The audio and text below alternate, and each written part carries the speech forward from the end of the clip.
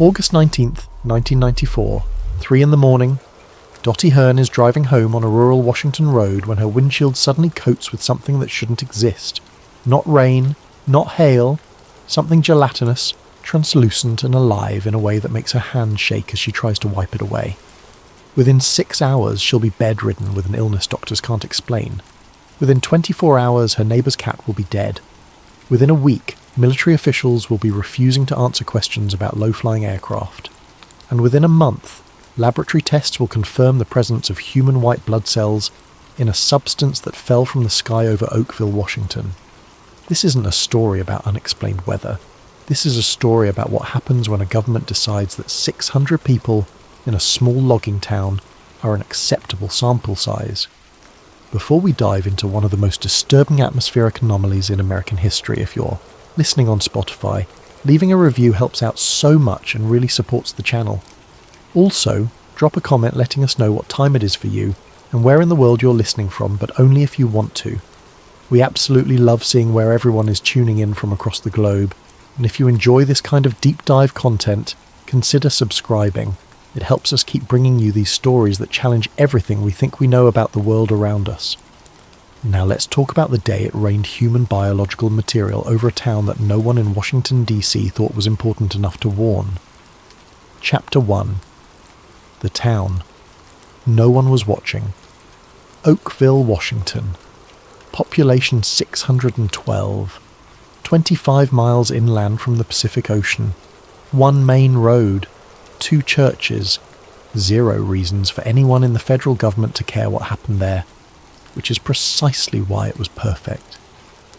The town sits in Grays Harbor County, surrounded by dense Douglas fir and western red cedar forests.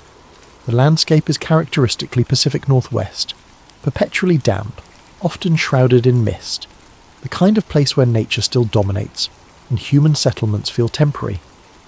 The economy revolves around logging.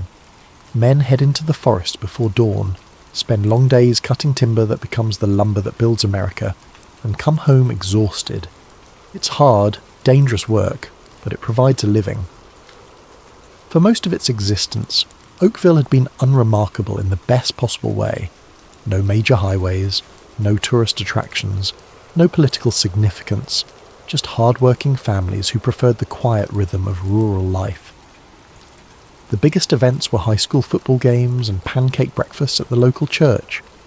People worked hard, looked after their neighbours, and trusted that their government would tell them the truth if something dangerous was happening. That trust was about to be tested in the worst possible way. The residents of Oakville in 1994 were practical people. They understood weather. They knew rain better than most people on Earth. They knew storms that could knock out power for days. They knew fog so thick you couldn't see your own hands in front of your face. They knew hail and sleet and everything the sky could throw at them. What they didn't know was that their town's isolation, which had always been part of its charm, had caught someone's attention. Someone looking for a place where unusual atmospheric events could occur without triggering national media attention. Someone who needed a population large enough to provide meaningful data, but small enough that the consequences could be contained. Someone who understood that when something inexplicable happens in a place few people are watching, it becomes very easy for that event to be dismissed, obscured, or buried under contradictory explanations. The geography matters here. Oakville is roughly 25 miles from the Pacific Ocean, far enough that direct marine influence is limited, but close enough that weather systems moving off the ocean regularly pass overhead. The elevation is relatively low. The terrain is mostly forested hills rather than dramatic mountains. This positioning meant typical Pacific Northwest weather, lots of rain, moderate temperatures, frequent cloud cover, predictable, mild, nothing that would explain what was about to occur. Which is why the weather conditions of August 19th, 1994 are so significant. There were no extreme storms that day, no tornadoes, no hurricanes, no severe thunderstorms. Nothing in the atmospheric data collected by the National Weather Service showed anything unusual happening over southwestern Washington.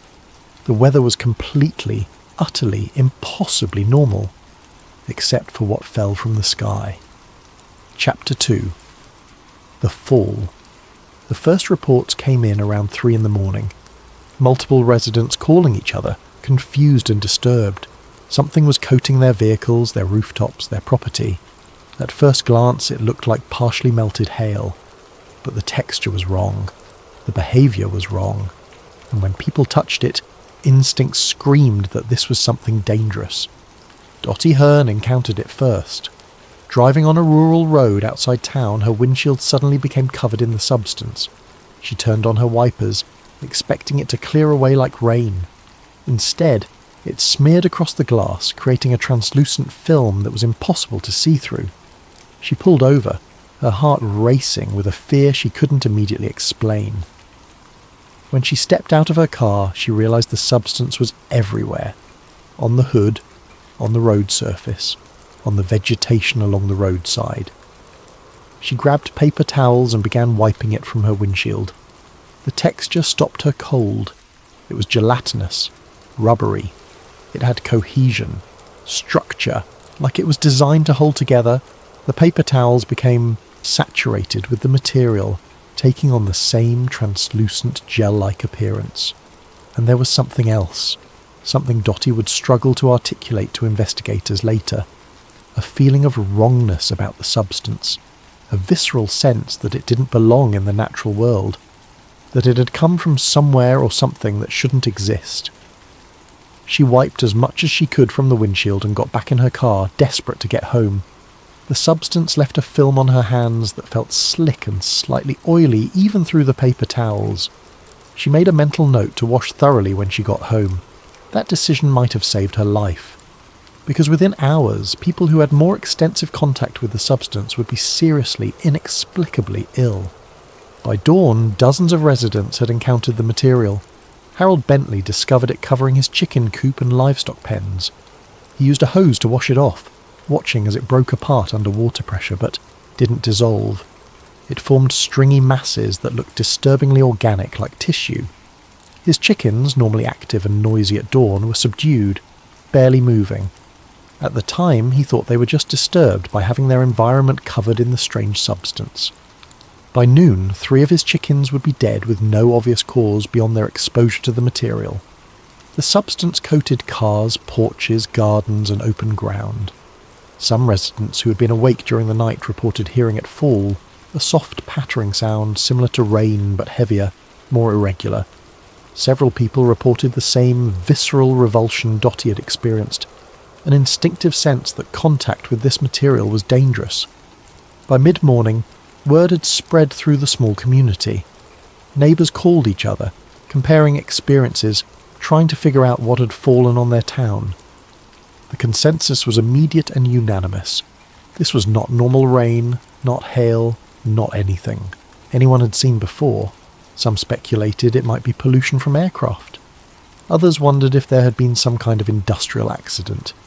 But there were no industrial facilities anywhere near Oakville, and pollution doesn't fall in concentrated amounts over a single small area. Nobody was particularly alarmed yet. Strange things happen. Weather can behave in unusual ways. Most residents simply cleaned up the mess and went about their day, figuring that if it was something serious, authorities would let them know. Then, the sickness began. Chapter 3. The Pattern. By evening of August 19th, the pattern was impossible to ignore. Multiple residents who had come into direct contact with the substance were experiencing identical symptoms. Not similar. Identical. Which meant this wasn't coincidence or normal illness. This was acute exposure to something toxic. The onset was rapid, within hours of contact in most cases. First came the fatigue, but not normal tiredness. Oh, profound, overwhelming exhaustion that made even sitting upright feel impossible. Multiple people described it as feeling like their bodies were shutting down, like some essential energy had been drained. Then the dizziness, severe enough to make it dangerous to drive or operate machinery. Residents reported feeling like the room was spinning, like they were floating and disconnected from their physical surroundings. Some experienced vertigo so intense they couldn't maintain balance. The nausea ranged from mild queasiness to violent vomiting. Many lost their appetites entirely. The nausea was persistent, lasting hours or days, accompanied by a general feeling of unwellness that affected every aspect of their physical experience. But the most concerning symptom was respiratory distress. Multiple residents developed difficulty breathing. Some described tightness in their chest, as if their lungs couldn't fully expand. Others felt short of breath even when sitting still. Several developed coughing fits that were prolonged and painful, leaving them exhausted and struggling for air. Dottie Hearn, who had wiped the material from her windshield and gotten it on her hands, became one of the first to fall seriously ill. Within 6 hours of exposure, she felt weak and disoriented. By nightfall, she was bedridden, unable to shake the overwhelming fatigue. Her muscles ached, her head pounded, and she felt a profound sense that something was deeply wrong with her body. Her mother, who had helped clean the substance from their porch, also became sick with identical symptoms. Both women would eventually require medical attention. The attending physicians were baffled. Blood tests showed nothing obviously abnormal. Vital signs remained relatively stable despite the severity of symptoms. The symptom cluster didn't match any common illness or known toxin. The only common factor among all the sick was direct exposure to the gelatinous substance. The correlation was immediate and undeniable. Other residents reported identical patterns. Beverly Roberts, who worked at the local grocery store, had been outside briefly when the substance was falling. By afternoon, she was too dizzy and exhausted to complete her shift. Mike McDowell, who had hosed down vehicles covered in the material, developed severe respiratory distress by evening and had to be given oxygen at the nearest medical facility. But it wasn't just humans who were affected, and this is where the pattern becomes truly disturbing. Household pets and livestock showed signs of illness that were often more severe than their human counterparts. Dogs became lethargic and refused food. Cats exhibited similar behaviour, hiding and avoiding interaction. Some developed respiratory issues, breathing with difficulty and showing signs of acute distress. Farm animals were hit even harder. Chickens that had been in coops or yards covered with the substance became sluggish and stopped eating. Several died within 24 hours, with no obvious cause of death beyond their exposure. Goats and other livestock showed signs of illness, refusing food and water. Jeanette Thompson's cat had been outside during the rainfall. She found the animal on her porch that morning covered in the gelatinous substance. She brought it inside and cleaned it off, not thinking much of it at the time. By evening, the cat was barely responsive. By the following morning, it was dead. The animal had been completely healthy before the exposure. No prior signs of illness or disease, and then within 24 hours of contact with the substance, dead. If healthy animals were dying within a day of exposure, what would the long-term effects be on humans? By August 20th, it was clear that Oakville was experiencing a genuine health crisis. This wasn't a few people coincidentally coming down with the flu. The pattern was too consistent, the timing too precise, the correlation to the substance too obvious. Whatever had fallen from the sky was not just unusual, it was dangerous, potentially lethal. Local authorities were contacted. Samples were collected by residents who understood that evidence needed to be preserved. Officer David Lacey of the Oakville Police Department took it upon himself to gather specimens and coordinate with state health officials. He stored several samples in his home refrigerator, knowing that biological materials would need to be kept cold to preserve them for analysis. The question now was not just what had fallen on Oakville, but why it was making people and animals sick, how dangerous it truly was, and most urgently where it had come from. Because 3 days later, it would happen again, and then again, and then again. Over the course of 3 weeks, the substance would fall on Oakville 6 separate times, and nobody in any position of authority would do anything to stop it. Chapter 4. The samples officer David Lacey understood that he was looking at something that required documentation and evidence preservation. This was beyond the scope of normal local law enforcement, but someone needed to take charge of collecting and maintaining samples if there was ever going to be an investigation that produced real answers. Lacey methodically gathered specimens from different locations around town. He collected some from his own police vehicle. He took samples from residential properties where the substance had accumulated in concentrated amounts. He collected specimens from areas where animals had been exposed and where human illness had been reported. Each sample was placed in a clean, sealed container and labelled with location and time of collection. The decision to refrigerate the samples showed real understanding of how biological materials behave. If the substance contained organic compounds or cellular material, keeping it cold would preserve its structure and prevent rapid degradation. Lacey stored the samples in his home refrigerator, knowing they might need to be maintained for days or weeks before proper laboratory analysis could be arranged. This simple act of preservation would prove crucial, because when the samples finally reached qualified laboratories, what they revealed would transform this from a mysterious local incident into something far more disturbing. Multiple tests were conducted by different facilities over several weeks. The initial analysis confirmed what many had suspected based on texture and behaviour. The substance was biological in nature. Under microscopic examination, the samples revealed cellular structures that resembled living tissue. Structures that had organisation and complexity beyond what simple decomposition or environmental contamination would produce. But then came the finding that changed everything. Multiple laboratories, using different samples and different testing protocols, identified the presence of white blood cells in the substance. Not just any white blood cells, human white blood cells. The cells were confirmed through multiple independent analyses.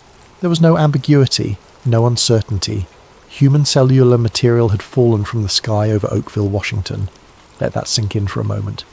Human white blood cells, in a substance that fell as rain over a civilian population. Where would human white blood cells come from in material that appeared in the atmosphere? How would they get there? And why would they be dispersed over a small Washington town? The implications were immediate and explosive. This couldn't be explained by any natural phenomenon. This couldn't be industrial pollution in any conventional sense. This couldn't be atmospheric debris or environmental contamination. Human cellular material doesn't just spontaneously appear in the atmosphere and fall as precipitation. Someone put it there. Beyond the white blood cells, testing revealed various types of bacteria. Some were common environmental strains, not particularly alarming on their own. But other bacterial strains were more concerning. Some were typically associated with biological waste or decomposition.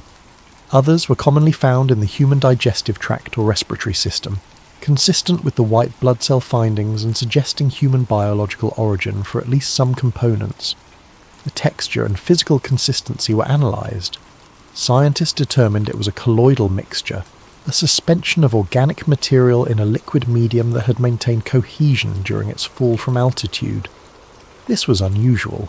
Most biological materials break down or lose cohesion quickly when exposed to atmospheric conditions. The fact that this substance held together as a gelatinous mass suggested it contained structural proteins, or had been processed in some way to enhance stability. Chemical analysis looked for industrial pollutants, heavy metals, synthetic compounds. These tests generally came back negative or inconclusive. No significant concentrations of heavy metals, no obvious industrial chemicals. The substance appeared to be primarily organic and biological in composition. This absence of synthetic pollutants actually deepened the mystery. If this was industrial waste, identifying the chemicals would have pointed to a source. But the biological nature combined with lack of industrial markers suggested either something genuinely novel or something that had been deliberately prepared. The laboratory findings raised more questions than they answered, but one thing was absolutely certain. Human biological material, including white blood cells, had fallen from the sky over Oakville, and nobody in any official capacity was willing to explain how that could have happened. Chapter 5. The Aircraft. As residents struggled to understand what had fallen on their town and deal with ongoing health effects, another detail emerged that would prove impossible to dismiss.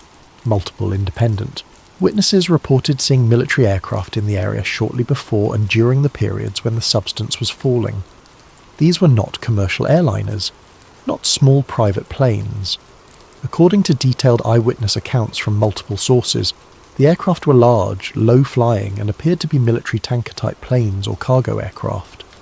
Several witnesses described them as resembling aircraft used for aerial refueling operations, with distinctive body shapes and markings that suggested military ownership. The timing was impossible to dismiss as coincidence.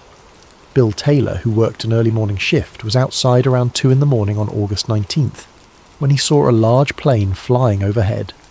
The aircraft was flying unusually low. The sound of its engines was loud enough to be distinctive even in the rural environment. Taylor was a veteran with familiarity with military aircraft. He stated in later interviews that the plane resembled military transport, or tanker aircraft, though he couldn't identify the specific model. What struck him was not just the presence of the aircraft, but its altitude and behaviour. Military planes typically maintain higher altitudes over populated regions. The plane Taylor saw was low enough that he could make out details of its structure, suggesting it was either experiencing difficulty or was deliberately flying at that altitude for a specific purpose. Patricia Glenn reported hearing loud aircraft engines during the night that woke her from sleep. The sound was distinctive, large jet engines, not the smaller prop planes that occasionally flew over the area. The sound lasted for several minutes and seemed to be moving in a pattern over the town rather than simply passing through. Greg Haynes, a logger who often worked early morning shifts, reported seeing what he described as tanker-style aircraft flying low over the area on at least 3 separate occasions. Each time was within hours of discovering the gelatinous substance on vehicles and structures. 3 independent witnesses, multiple sightings, all correlated with the appearance of the substance. When residents reported these observations to authorities, attempts were made to verify whether there had been official military exercises in the area during the relevant time period. The responses from military officials were vague and unhelpful. No major military exercises were publicly announced for the Oakville region during August 1994. Officials stated that routine flight operations occur regularly across the country, and that specific operational details are generally not released to the public. When pressed for specific information about flights over Oakville during the specific dates in question, officials were unable or unwilling to provide detailed information. The standard response was that specific flight operation details are not released to the public, particularly if they involve training exercises or sensitive materials. But the refusal to provide even basic confirmation of whether flights occurred during the relevant time period was suspicious and evasive. This lack of clear answers reinforced suspicions rather than alleviating them. The pattern was clear. Military aircraft over Oakville. Substance falls on Oakville. Repeated multiple times. Military refuses to confirm or deny flights. The connection seemed obvious. The aircraft had dispersed the biological substance over Oakville as part of some kind of test, experiment or operation. The gelatinous rain was not natural, not accidental, not an unexplained atmospheric event. It was an intentional release of material containing human biological components, and this theory was not without historical precedent. Chapter 6. The History. They don't talk about. The United States military has a documented, verified, undeniable history of conducting atmospheric and biological tests on civilian populations without their knowledge or consent. This is not conspiracy theory. This is declassified historical fact. Operation Large Area Coverage was conducted during the 1950s and 1960s.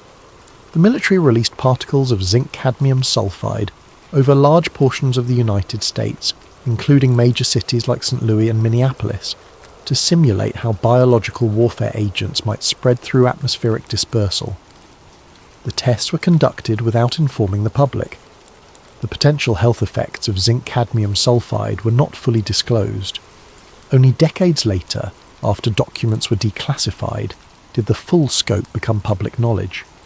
But Operation Large Area Coverage was just one program among many.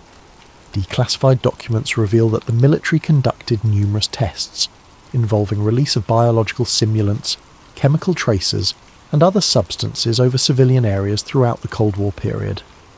The stated purpose was defensive, to understand how the nation might be attacked and to develop response capabilities. But the methods involved exposing unwitting civilians to substances without their knowledge or consent. In San Francisco during the 1950s, the army released bacteria over the city to study how biological agents might spread. In New York, they released substances in subway systems to track dispersal patterns. In the Midwest, they sprayed chemicals from aircraft to study atmospheric behaviour. These operations were secret at the time and only became public knowledge decades later. The Manhattan Project, despite involving thousands of people and enormous infrastructure, remained secret for years through strict compartmentalization. If a project of that magnitude could be hidden, a small-scale test in a rural Washington town would be trivial to conceal. Given this historical context, the idea that a similar test might have been conducted over Oakville in 1994 is not far-fetched.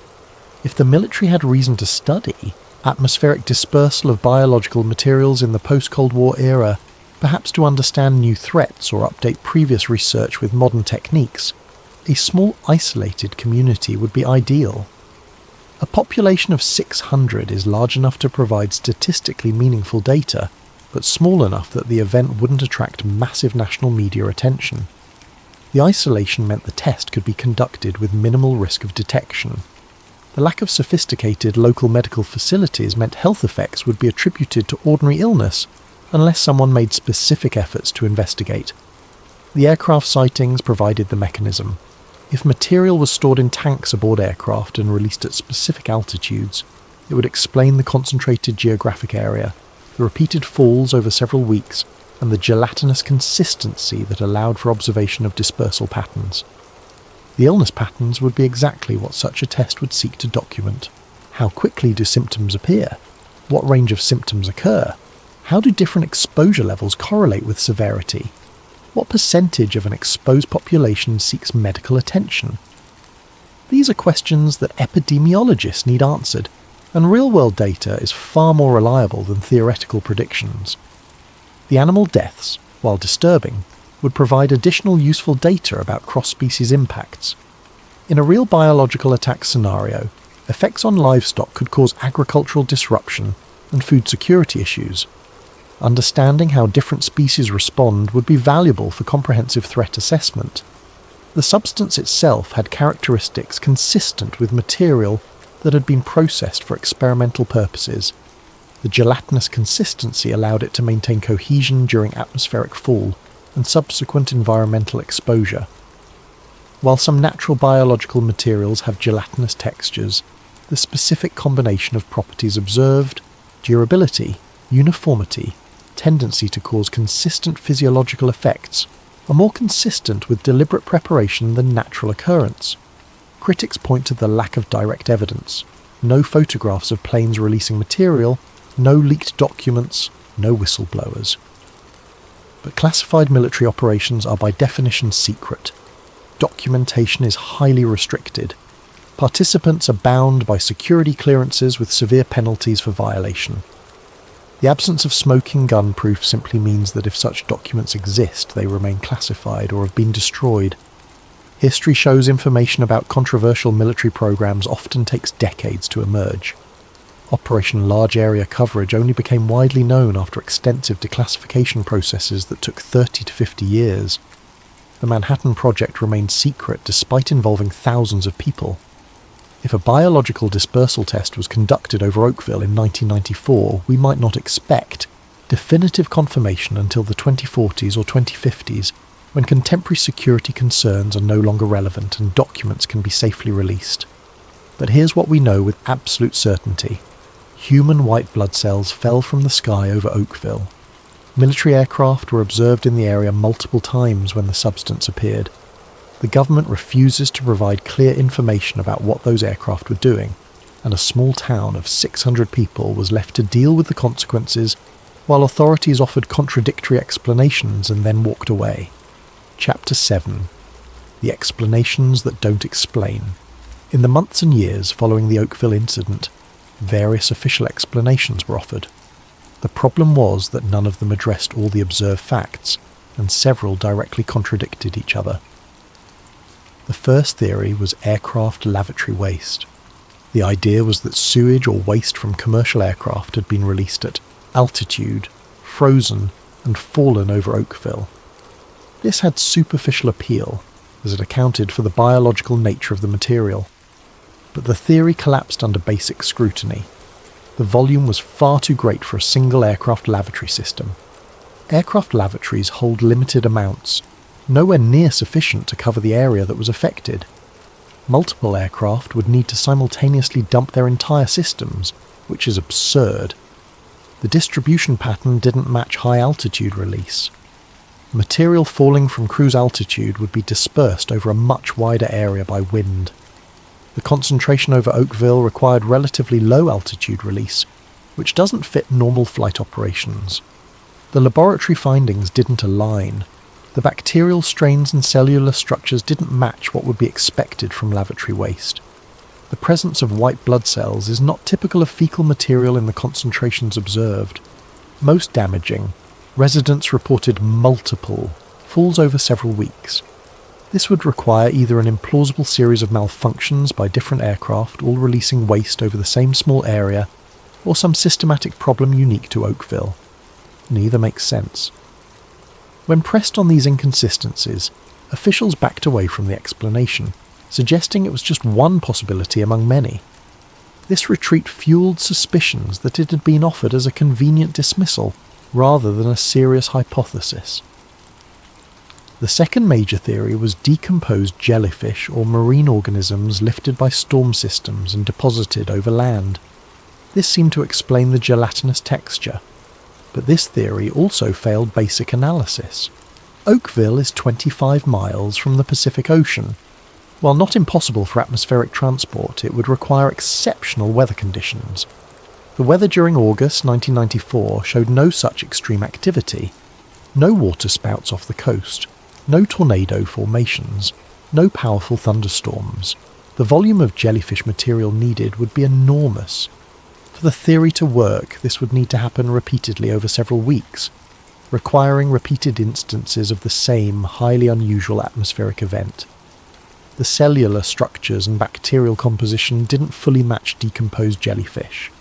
Marine biologists consulted about the case expressed skepticism. The possible presence of white blood cells particularly didn't fit, as cnidarians don't have white blood cells. The illness patterns weren't consistent with jellyfish exposure. The symptom cluster didn't match jellyfish toxin reactions. The death of pets and livestock suggested something more acutely toxic than decomposed marine life. As these problems became apparent, the jellyfish theory lost support even among those who had initially found it appealing. A third explanation suggested environmental pollutant or industrial waste that had accumulated in the atmosphere and precipitated. But laboratory analyses looking for industrial chemicals, heavy metals and pesticides came back negative. The substance appeared primarily organic and biological, without clear chemical signatures of industrial contamination. Oakville's location made it unlikely for industrial pollution. The town wasn't downwind from manufacturing centres. There were no significant industrial facilities nearby. If pollution was the answer, identifying the source should have been possible through chemical analysis. The failure to identify any source suggested industrial pollution wasn't the answer. Here's what's significant. 3 different official explanations, none supported by the evidence. In most scientific investigations, a process of elimination eventually leads to consensus. Different experts might disagree about details, but they generally converge on basic understanding. In the Oakville case, no convergence happened. Different officials offered different theories that remained in tension without resolution. This lack of scientific consensus is unusual for an event that received multiple laboratory analyses and expert consultations. From a conspiracy perspective, these conflicting explanations are seen as deliberate misdirection. If authorities cannot provide a single coherent explanation, perhaps it's because they're deliberately offering multiple inadequate explanations to muddy the waters. By providing several possible answers, none definitively proven or disproven, officials create confusion that discourages pursuit of truth. This strategy has historical precedent in how controversial events are managed. When something happens that authorities don't want to explain fully, one approach is to promote multiple alternative narratives that keep the public divided and uncertain. As long as people debate whether it was aircraft waste or jellyfish or pollution, they may not focus as intently on the possibility that it was something else entirely, whether the conflicting explanations represent Genuine scientific uncertainty or deliberate obfuscation is impossible to determine, but the result is the same. Decades later, there is no widely accepted explanation for what fell on Oakville, where it came from, or why it caused illness. For Oakville residents, the conflicting explanations were more frustrating than having no explanation at all.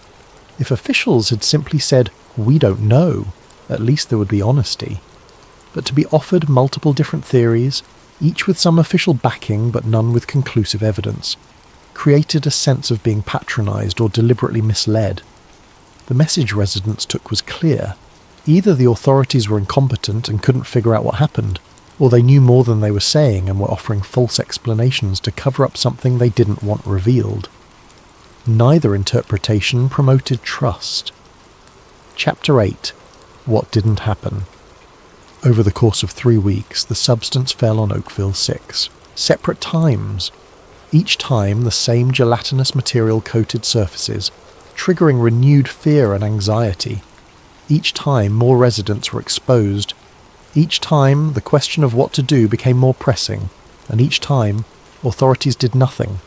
There was no coordinated clean-up effort by state or federal authorities. No hazmat teams arrived to remove the material and decontaminate affected areas. No emergency management resources were deployed. No evacuation orders were issued, despite confirmed illness among multiple residents, death of at least one household pet, and ongoing uncertainty about what the substance was and how dangerous it might be.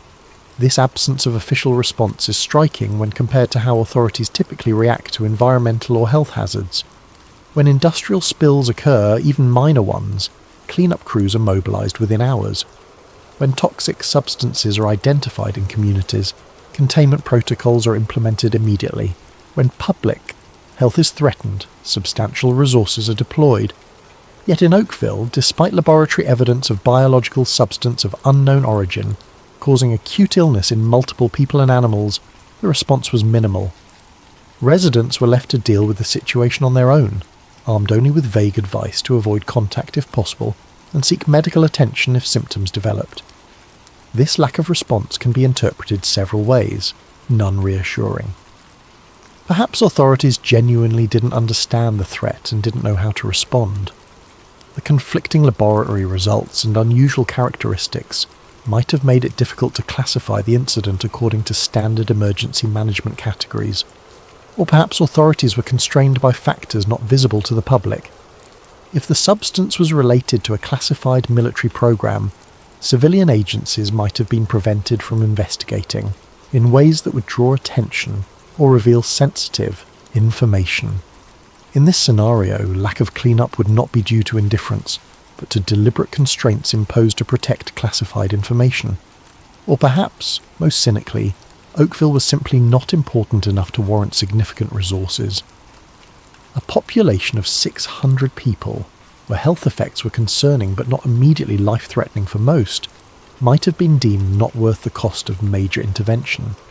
Whatever the reason, residents had to clean up the substance themselves with whatever resources they had available.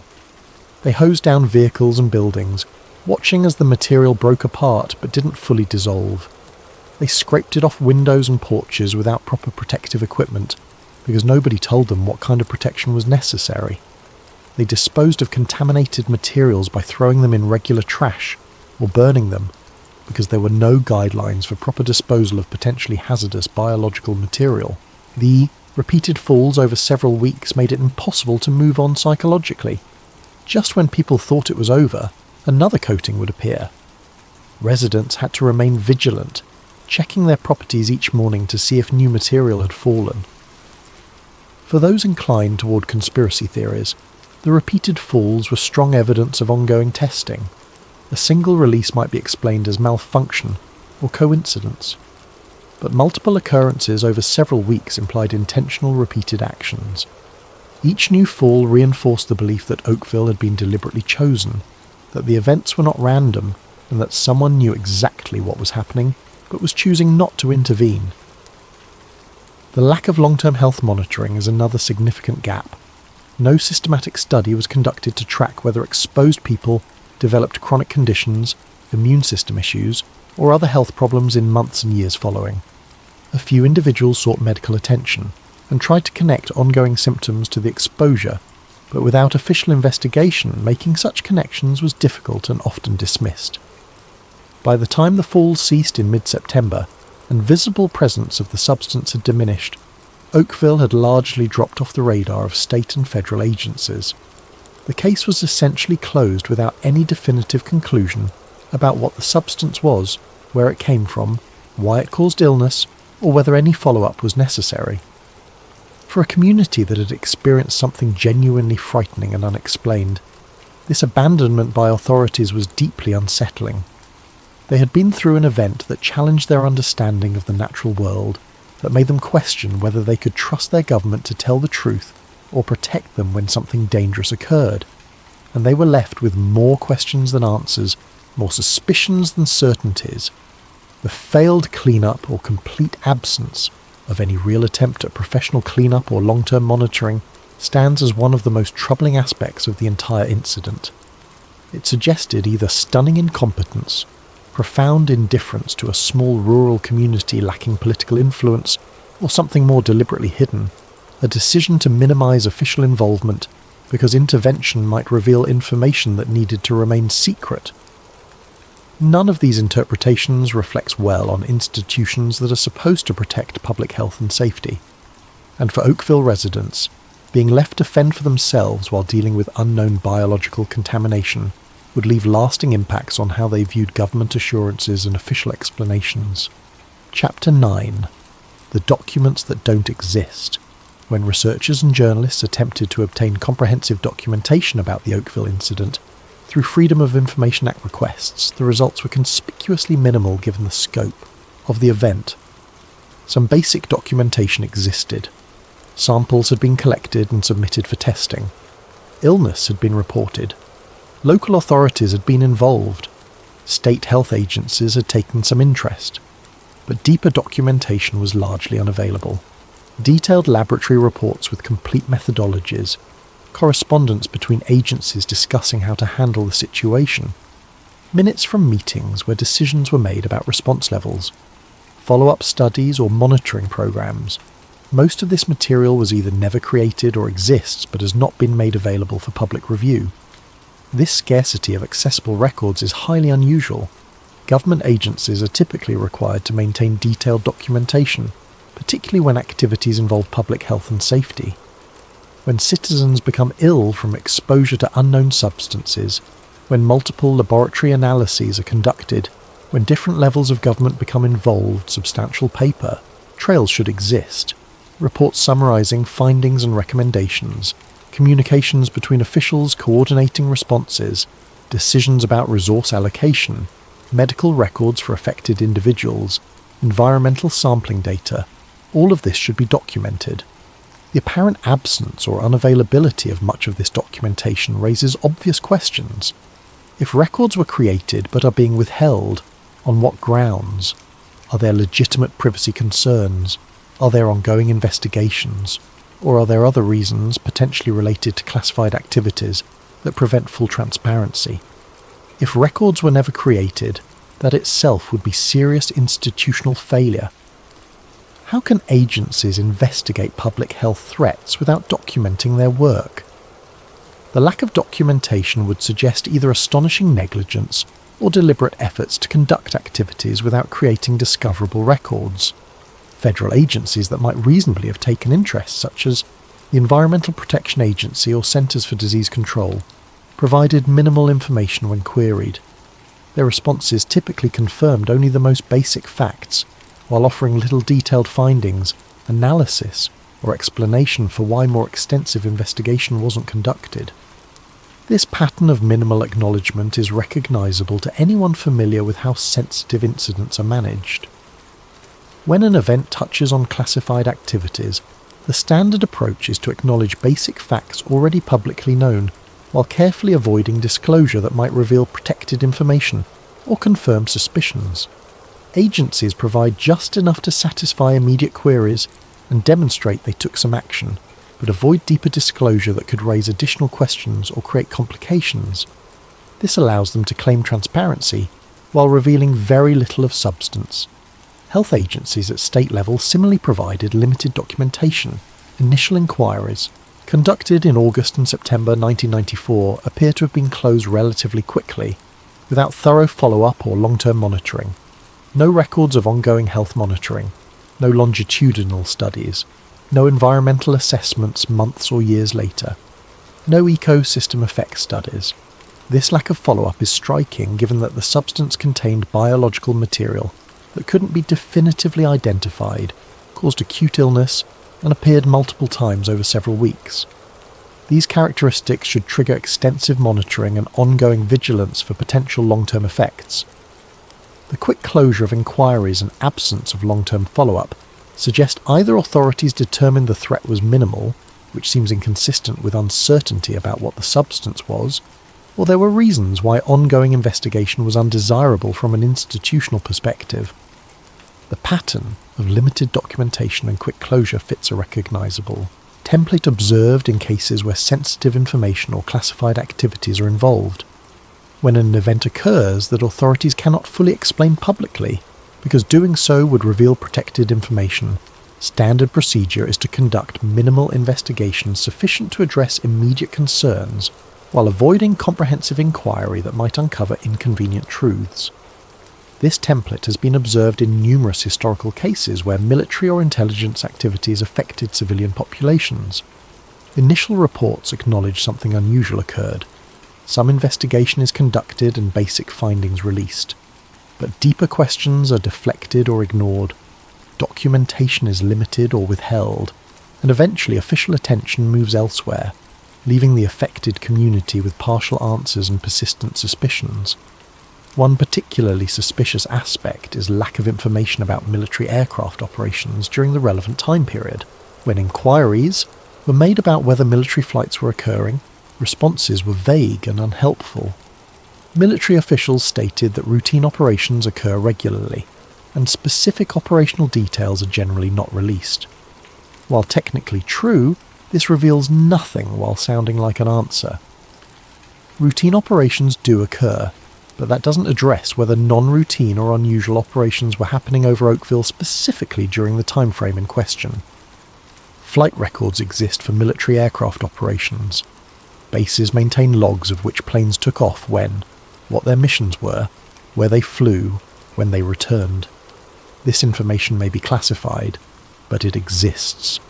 The fact that no information about flights over Oakville during August 1994 has been officially confirmed or denied suggests either records are being withheld, which implies something worth protecting, or operations occurred that were never properly logged, which would itself be highly irregular. The absence of whistleblowers is another element of the silence. If the incident involved classified test or operation, presumably many people would have been involved, yet no one has come forward publicly with inside information. This absence could be explained by severe legal and personal consequences facing anyone who violates security clearances. People who work in classified programs understand that leaking information can result in prosecution, imprisonment, loss of employment, destruction of professional reputation. The penalties are severe enough to deter most potential whistleblowers. Additionally, classified programs use compartmentalization extensively. Individuals know only their specific piece and may not understand larger context. Someone preparing material for dispersal might not know what it was or where it would be released. Someone flying an aircraft might not know what was in the tanks. This makes it difficult for any single individual to serve as comprehensive whistleblower because their knowledge is fragmentary. The classified silence doesn't definitively prove the incident involved classified activities. It's possible the silence reflects bureaucratic dysfunction, poor record keeping, lack of coordination, institutional inertia rather than deliberate concealment. However, the pattern of limited documentation, vague responses, quick closure, and absence of follow-up is entirely consistent with how sensitive incidents are managed when full disclosure is not permissible. For Oakville residents, the classified silence means they will likely never receive complete answers about what happened to their community. They experience something real and frightening. They have physical and testimonial evidence. They have legitimate questions about their health, safety, and whether their government was truthful. But the systems that are supposed to provide answers have produced only partial information, conflicting explanations, and pervasive sense that important facts remain hidden.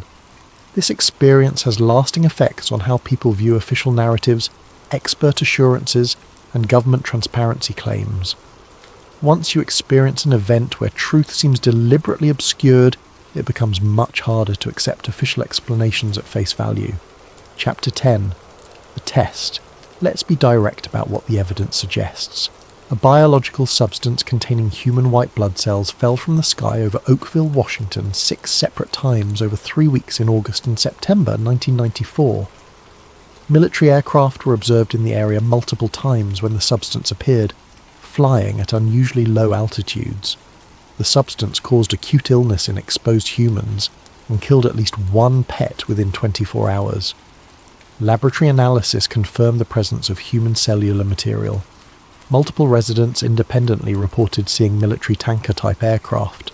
The federal government refuses to confirm or deny military flight operations over Oakville during this period. No natural explanation accounts for all the evidence.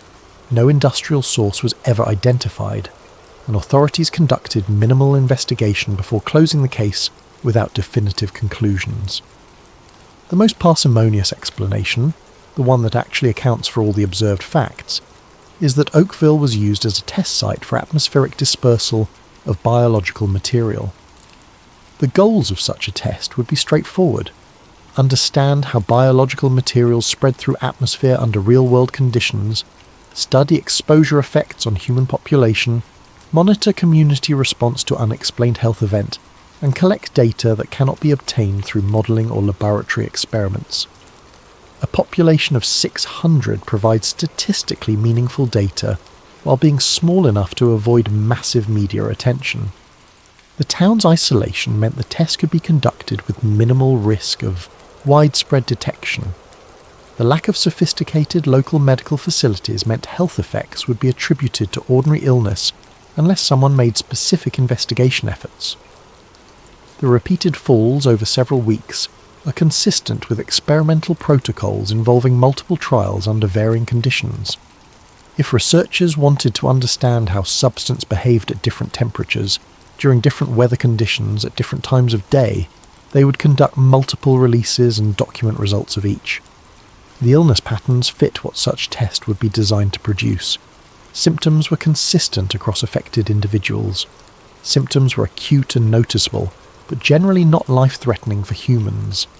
Symptoms appeared quickly after exposure, allowing clear correlation. The variation in severity provided data about how different exposure levels or individual physiologies respond. The animal deaths, while disturbing, would provide valuable data about cross-species impacts. In real biological attack scenario, effects on livestock could cause agricultural disruption. Understanding how different species respond would be valuable for comprehensive threat assessment. The substance itself had characteristics consistent with material processed for experimental purposes. The gelatinous consistency allowed it to maintain cohesion during atmospheric fall. While some natural biological materials have gelatinous textures, the specific combination of properties observed, durability, uniformity, tendency to cause consistent effects, are more consistent with deliberate preparation. The aircraft sightings provide the mechanism. Material stored in tanks aboard aircraft and released at specific altitudes would explain concentration over Oakville, repeated falls, gelatinous consistency designed for observing dispersal patterns. Critics point to lack of direct evidence. No documents have been leaked confirming such test. No whistleblowers have come forward. But this absence of evidence is not evidence of absence, particularly in context of classified military operations. The entire point of classification is preventing information from becoming public. Documents are restricted to individuals with appropriate clearances, marked with strict handling requirements, stored in secure facilities. Most classified programs have destruction protocols ensuring documents are eventually destroyed after no longer operationally necessary. Whistleblower absence is explained by severe legal consequences. People who work on classified programs sign agreements specifying severe penalties for unauthorized disclosure, including lengthy prison sentences and substantial fines. Beyond legal consequences, Violating clearances results in employment loss, professional reputation destruction, social ostracism within military and intelligence communities. The historical precedent cannot be ignored. The United States military conducted biological and chemical tests on American cities and towns without informing the public. This is documented historical fact. Operation Large Area Coverage, San Francisco bacteria releases, New York subway tests. These operations were secret at the time and only became public decades later. The question is not whether such testing happened in general. We know it did. The question is whether it continued into the 1990s, and whether Oakville was one of the locations where such activities occurred. Research programs, once established, tend to continue even when original justification becomes less urgent. People who built careers around certain work have incentives to find new justifications for continuing.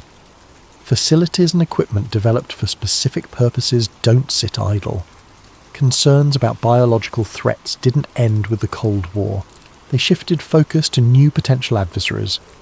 From this perspective, it's entirely plausible that biological dispersal research continued into the 1990s under different program names but with essentially same goals and methods. If such research was ongoing and Oakville was selected as test site, the security classifications that protected earlier Cold War tests would still be in effect, explaining lack of public documentation and official acknowledgement. The biological test theory cannot be definitively proven without access to classified documents or insider testimony. But it also cannot be easily dismissed given reality of past military testing and specific unusual characteristics of the Oakville incident. For residents of the town, whether they embrace this theory or remain skeptical, it represents an attempt to make sense of an experience that defied their understanding and left them feeling vulnerable and betrayed by institutions they trusted to protect them. The theory provides an explanation that accounts for the evidence. That explanation is disturbing and implies actions that would be deeply unethical and illegal, but it fits the facts better than any alternative that has been offered. Epilogue. What we know. Oakville, Washington returned to quiet existence after the events of 1994. The logging trucks continued their routes. Local businesses continued serving their community. Life went on. But the strange rain that fell on their community became something they carry, a memory that marked their town's history, and a mystery they learned to live with because there was no other choice. There have been no recurrences of the gelatinous substance on comparable scale. Whatever caused those weeks of bizarre precipitation has not repeated itself in the same way, in the same place. The residents who experienced it still remember with striking clarity decades later. The strangeness of the substance, the fear when illness spread, the frustration when answers weren't forthcoming. These are not fading memories but defining experiences that shaped how they view the world. The samples that were collected still exist in various forms. Laboratory reports, while incomplete and contradictory, remain available for review. Eyewitness accounts, photographs of substance-coating cars and buildings, medical records of those who fell ill, documented timeline of events all provide foundation for understanding that something genuinely unusual occurred.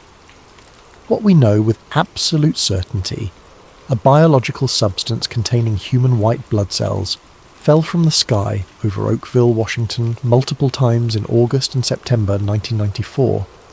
The substance caused acute illness in exposed humans and killed at least one household pet within 24 hours of contact. Military aircraft were observed flying at unusually low altitudes over the area multiple times when the substance appeared. Laboratory analysis by multiple independent facilities confirmed the presence of human cellular material. The federal government refuses to confirm or deny military flight operations over Oakville during this period.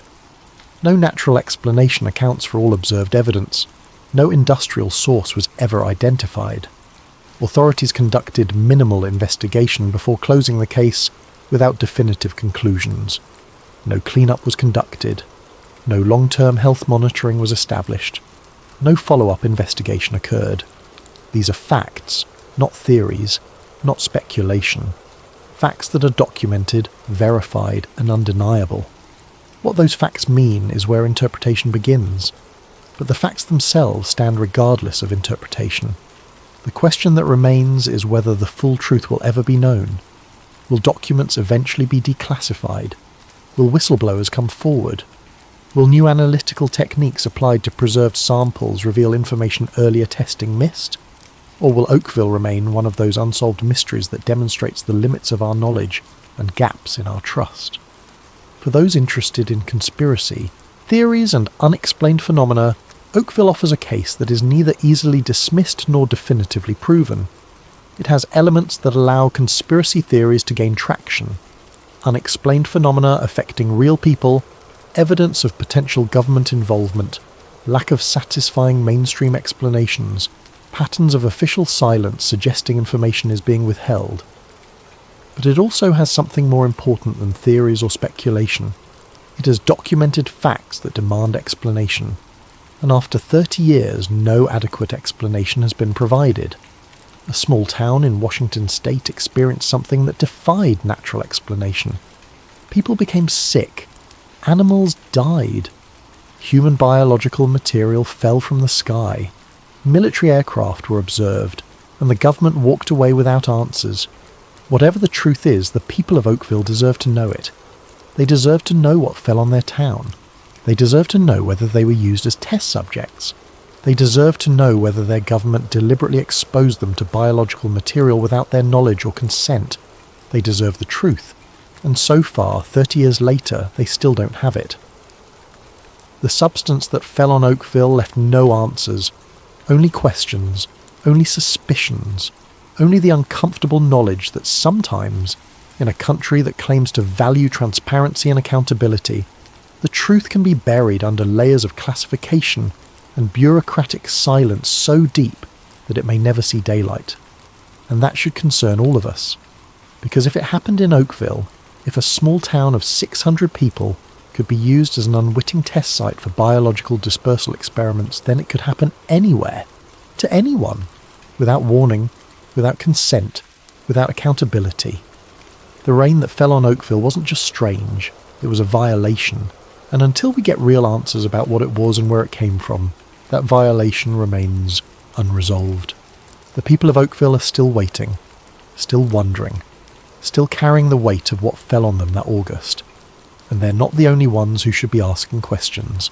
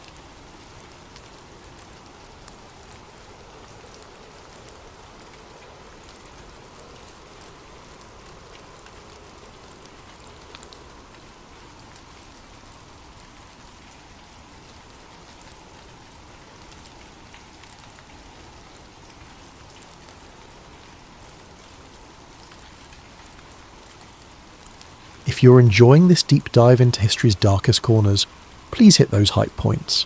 It helps this channel more than you possibly know. And drop a comment letting us know what time it is where you are and where in the world you're listening from.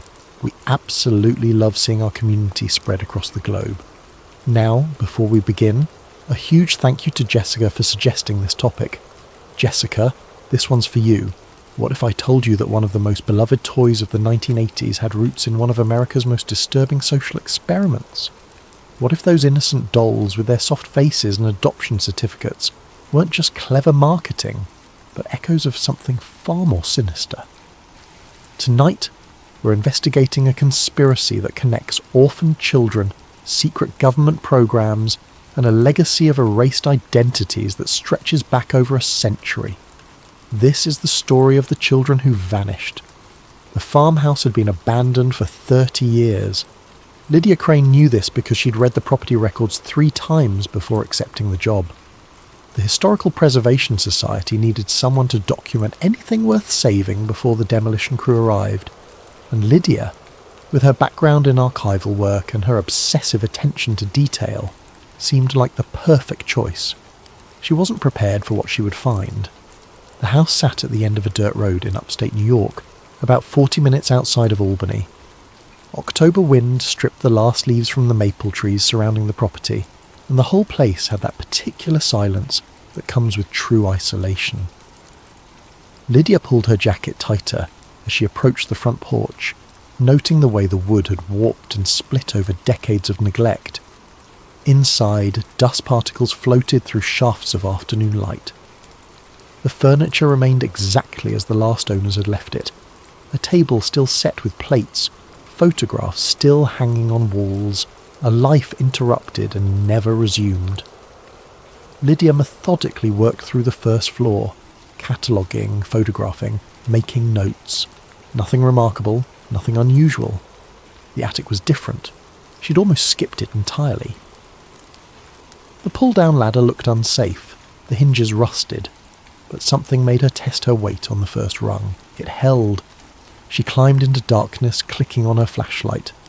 The attic stretched the full length of the house, filled with the typical detritus of forgotten lives. Boxes of clothes, broken furniture, stacks of magazines from the 1950s. But in the far corner, beneath a water-stained tarp, Lydia found the trunk. It was old, genuinely old, with brass fixtures turned green with age and a lock that had rusted shut. She had to use a crowbar to break it open, the metal screeching in protest. When the lid finally gave way, Lydia found herself staring at something impossible. Dolls. Dozens of them, packed carefully in layers of yellow tissue paper. But these weren't ordinary dolls. Each one had been hand-stitched from fabric, with carefully embroidered features and soft bodies stuffed with what felt like sawdust or straw. They looked remarkably similar to Cabbage Patch Kids.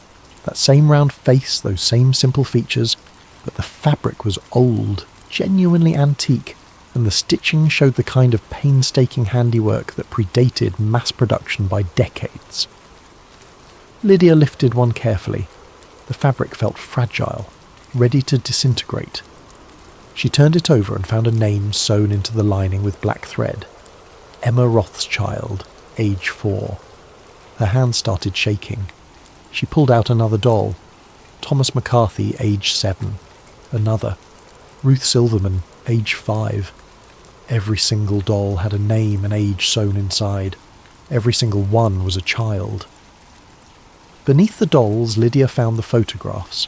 Faded silver nitrate prints, the kind used in the late 1800s.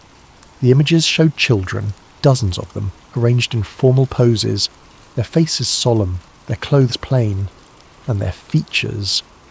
Lydia held up one of the dolls next to a photograph. The resemblance was unmistakable. Someone had created these dolls to look exactly like real children. At the bottom of the trunk, wrapped in oilcloth, she found the ledger. The cover was leather, cracked and dry with age. Gold lettering, nearly worn away, read, Children's Aid Society, Special Transfer Manifest, 1887. Lydia opened it with trembling fingers. Pages and pages of entries. Names, ages, dates, destinations. But what made her stomach turn were the notations in the margins, serial numbers, physical descriptions, and next to many entries a single phrase, Isaac Project, Phase 2. She was about to close the ledger when something fell from the spine. A slip of paper, folded many times, The ink faded but still legible. It read, "They were never meant to be found." Lydia sat back on her heels, surrounded by dolls and photographs and the accumulated dust of a century. She'd come here expecting to catalogue old furniture and maybe some interesting antiques. Instead, she'd stumbled onto something that felt like a crime scene. She pulled out her phone. No signal in the attic. Of course not. Lydia carefully repacked everything into the trunk, photographing each item as she went. Whatever this was, whatever she'd found, it needed to be preserved. It needed to be investigated. It needed to be understood. As she climbed down from the attic, the trunk heavy in her arms, Lydia Crane had no idea that she'd just opened a door into one of America's darkest secrets. She had no idea that the children in those photographs had been part of something so disturbing that even a century later, someone wanted it to stay buried. But she was about to find out. Part 2. The First Clue. Lydia couldn't go back to the farmhouse. Not immediately. The demolition had been postponed due to permitting issues, something about asbestos, abatement, which meant the building would stand for at least another month. But she couldn't stop thinking about that attic, about what else might be hidden there. She'd taken the trunk, yes. But what if there was more? 3 days after her initial discovery, Lydia returned. This time she brought proper equipment, high-powered flashlights, a crowbar, work gloves, and a genuine curiosity that bordered on obsession. The attic looked different in the late afternoon light. Shadows stretched across the floorboards, and the settling house creaked in ways that made her jump. She'd already cleared out the trunk, but now she moved methodically through the rest of the space, checking every box, every corner, every place where something might be hidden. Behind a section of exposed insulation, her flashlight caught something. Scratches in the wooden beam. Not random marks, deliberate scratches, carved with something sharp. She brushed away decades of dust and read the words, "Forgive me for what I kept. Forgive me for what I knew." M.H. 1956, 1956. The same year records had disappeared from university archives. The same year files had been destroyed in that convenient fire. M.E.H. Had this person hidden the trunk? Or had they lived here, carrying the burden of what they knew? Lydia photographed the inscription, her hands shaking slightly. This wasn't just an academic mystery anymore. Someone had lived with this secret, had felt guilty enough to apologize to whoever might find it. She was about to leave when she noticed the loose floorboard. It was subtle, just a slight gap between planks that didn't quite match the others. She pried it up carefully. Inside the hollow space beneath, a smaller box, metal, about the size of a shoebox. When she opened it, the smell of old paper and mildew hit her immediately. Inside were letters, dozens of them, written in careful script on yellowed stationery. She picked up the first one, dated July 12th, 1890. "Dear Patron," it began, "I write to update you on Subject 15's progress. The child has adapted well to the rural environment and shows none of the moral deficiencies predicted by her urban origins. Her adoptive family reports excellent behaviour and quick learning. The monthly measurements are enclosed. We continue observation as planned."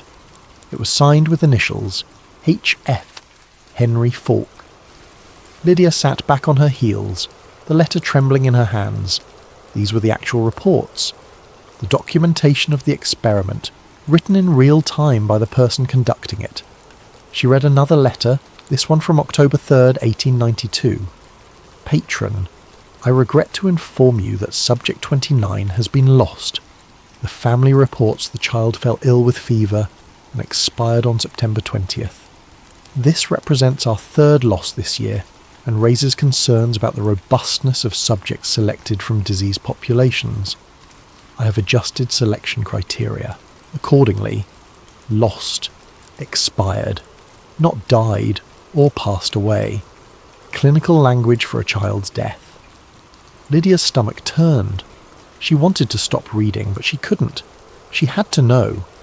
Another letter, dated March 18th, 1895. "The preliminary results are promising. Subjects placed in controlled environments show marked improvement over their probable outcomes had they remained in urban poverty. Of the original 42, 34 survived to adolescence, a success rate of 81%, well above typical orphan survival rates. The benefactors should be pleased with their investment. Investment. These were children, and he was calling them an investment. The last letter in the box was different. The handwriting was shakier, the tone less confident. It was dated November the 7th, 1903. I have come to doubt the ethics of our endeavour. The children were never asked, never given choice. We told ourselves we were saving them, giving them better lives, but we were using them. I see that now. I have kept records of everything. Perhaps someday someone will judge whether we were visionaries or monsters. I fear I already know the answer. Even Falk himself had eventually questioned what he'd done, but not until after 15 years of experimentation, not until after children had died, not until it was far too late to undo the damage. Lydia packed the letters carefully into her bag. Combined with the trunk, she now had overwhelming evidence of what the Isaac project had been. Not speculation, not theory, hard proof, written by the person who'd conducted the experiments. As she climbed down from the attic for the last time, Lydia made a decision. This story needed to be told. Not just published in an academic journal where a few specialists would read it. This needed to reach people. It needed to matter. She had no idea how much resistance she was about to face. Part 3. The Orphan Trains. Lydia spent the next week obsessively researching the Children's Aid Society. What she found was a story that most Americans had never heard, despite it being one of the largest social experiments in the nation's history. The orphan train movement began in 1854, the brainchild of a man named Charles Loring Brace. A minister and social reformer, Brace was genuinely disturbed by the thousands of homeless children living on the streets of New York City. These were children whose parents had died in epidemics, or who'd been abandoned during economic downturns, or who'd simply gotten lost in the chaos of rapid urbanization. Brace's solution was radical for its time. Relocate these children to rural families in the Midwest and West, where they could be saved from the corrupting influence of city life and put to work on farms. He called it placing out, and he genuinely believed he was saving lives. The first orphan train left New York City on September 26, 1854, carrying 46 children. Over the next 75 years, until the last train ran in 1929, more than 200,000 children would be relocated through this program. But as Lydia dug deeper, she began to see the cracks in the fairy tale. Many of these children weren't orphans at all. They were half-orphans with one living parent, or children whose families were simply too poor to care for them, or immigrant children whose parents had been deemed unfit by social workers. The Children's Aid Society often took these children without proper consent, loading them onto trains with little more than the clothes on their backs. Once on the trains, the children were taken to small towns throughout the Midwest. They'd be lined up on train platforms or in churches, and local families would look them over like livestock at an auction. Brothers and sisters were often separated. Older children were frequently chosen for their labour value rather than any genuine desire to provide a home, and once a child was placed, there was virtually no follow-up, no oversight, no way to ensure they were being treated well. Many children were loved and cared for by their new families, but many others became little more than indentured servants, working brutal hours with no pay and no prospects, and many others simply disappeared. That was what disturbed Lydia most. The records were incomplete, deliberately so. Children would be listed as placed with a family, but there would be no surnames, no addresses, no way to track what happened to them. It was as if they'd been erased from history.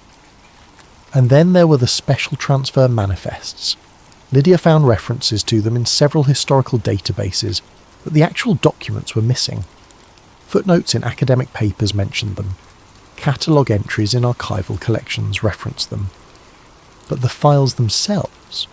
Gone, lost, destroyed.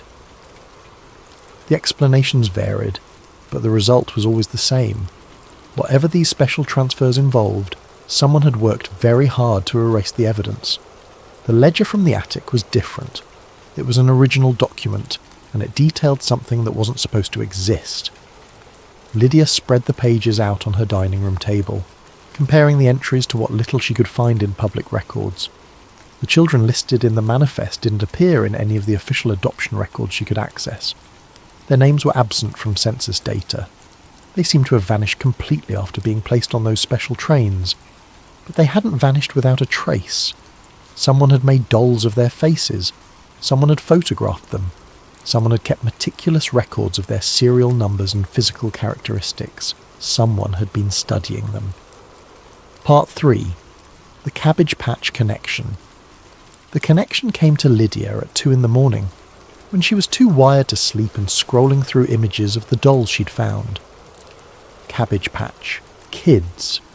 The resemblance was too close to be coincidental. Those same soft features, that same innocent aesthetic, even the concept of adoption certificates. It all echoed what she'd found in that attic trunk. But Cabbage Patch Kids had been created in 1983 by a man named Xavier Roberts.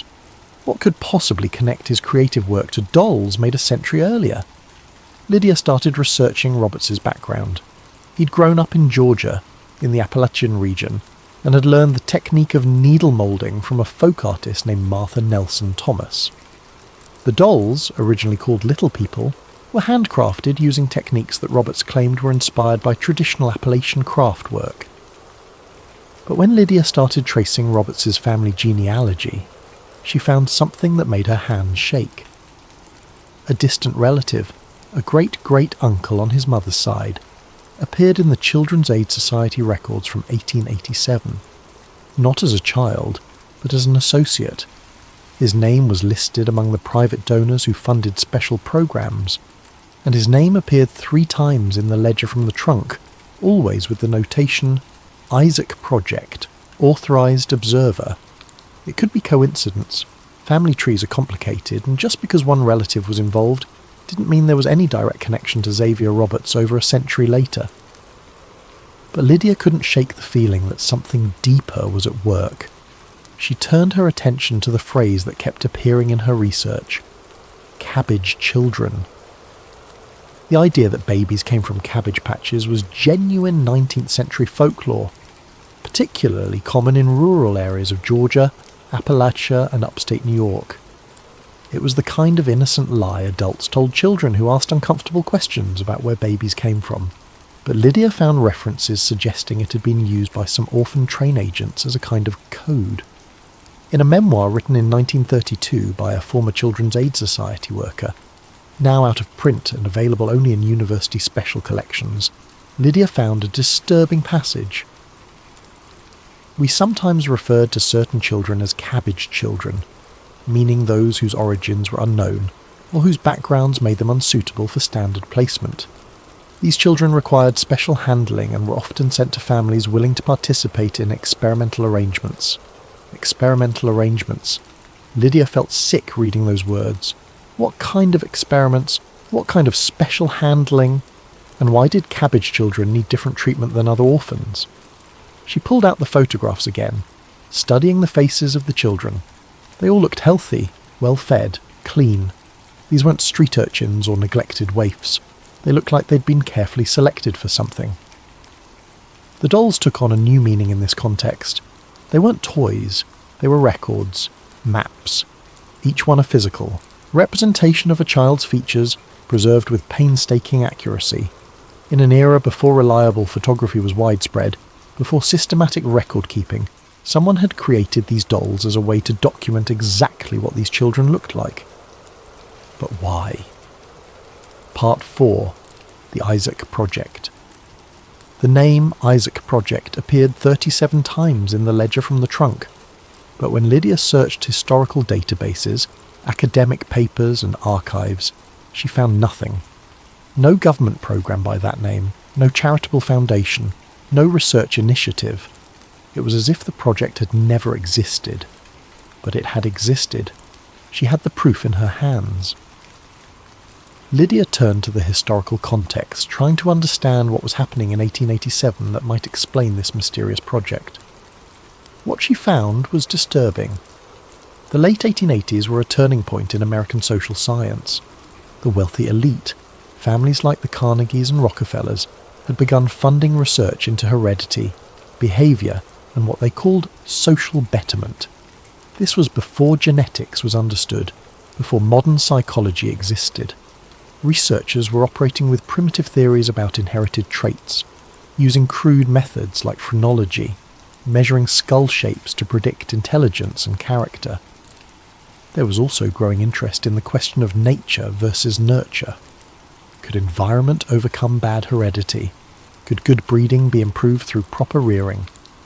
These questions weren't just academic, they had profound implications for how society dealt with the poor, immigrants, and other marginalised groups. And orphans were the perfect test subjects. They had no families to object to their treatment. They had no legal protections. They could be moved around, placed in controlled environments, and observed over years without anyone questioning what was being done to them. If you wanted to conduct long-term studies on human development, homeless children were an ideal population. Lydia found records showing that in 1887 several New York hospitals and universities were conducting research into child psychology and development. The work was crude by modern standards, more observation than actual science, but it was taken seriously by the philanthropic organisations funding it. One name kept appearing in her research: Henry Falk. Officially, Falk was a physician and a researcher associated with several institutions in New York during the 1880s. He published papers on child development, heredity, and what he called environmental conditioning. He advocated for what he termed controlled rural rearing of orphaned children, arguing that removing them from urban environments could improve their moral and physical development. But Falk's official publications were dry, academic, unremarkable. It was what Lydia found in private correspondence that changed everything. A letter from Falk to a colleague, dated March 15, 1888, preserved in a university archive. The cabbage line children are progressing as expected. The isolation of their placements has proven ideal for observation without interference. We have successfully established baseline measurements for 42 subjects and will continue tracking through adolescence. The funding from our benefactors remains secure, provided we maintain absolute discretion. The cabbage line, 42 subjects, absolute discretion. Lydia cross-referenced that number with her ledger. 42 children had been sent out on a special transport on November the 4th, 1889, 2 days after the date of Falk's letter. Official Children's Aid Society records showed 64 children on that train, but only 22 were documented as adopted through normal channels. 42 children had disappeared into the Isaac Project. Part 5. The photographs. Lydia went back to the trunk. She'd been so focused on the ledger that she hadn't fully examined all the photographs. Now she spread them across her living room floor, organising them by date and identifying marks. Most showed groups of children in formal poses, the kind of photographs taken to document the orphan trains before departure. But tucked into the bottom of the stack was something different. A larger photograph, professionally mounted, with a typed label on the back. Test Group 3, 1889. The image showed children arranged in 3 precise rows like a school photograph. But these children weren't smiling. They stared at the camera with expressions that were eerily uniform. Calm, blank, almost serene, and each child wore a numbered tag pinned to their clothing. Lydia pulled out a magnifying glass. The numbers were visible in the photograph and she began comparing them to the entries in the ledger. Number 7 corresponded to Emma Rothschild. Number 12 was Thomas McCarthy. Number 23 was Ruth Silverman. Every numbered child in the photograph matched an entry in the Isaac Project manifest, and every child had a corresponding doll in the trunk. Lydia felt her skin crawl. This wasn't just record keeping. This was systematic documentation of human subjects. These children had been catalogued, numbered, studied like laboratory specimens, and someone had created dolls to preserve their exact features, a physical record that could last far longer than photographs. She examined the dolls again with new eyes. The stitching wasn't just skilled, it was precise. The facial features had been rendered with painstaking accuracy, capturing not just general appearance but specific details. The exact shape of a nose, the particular curve of a cheek, the precise spacing of eyes.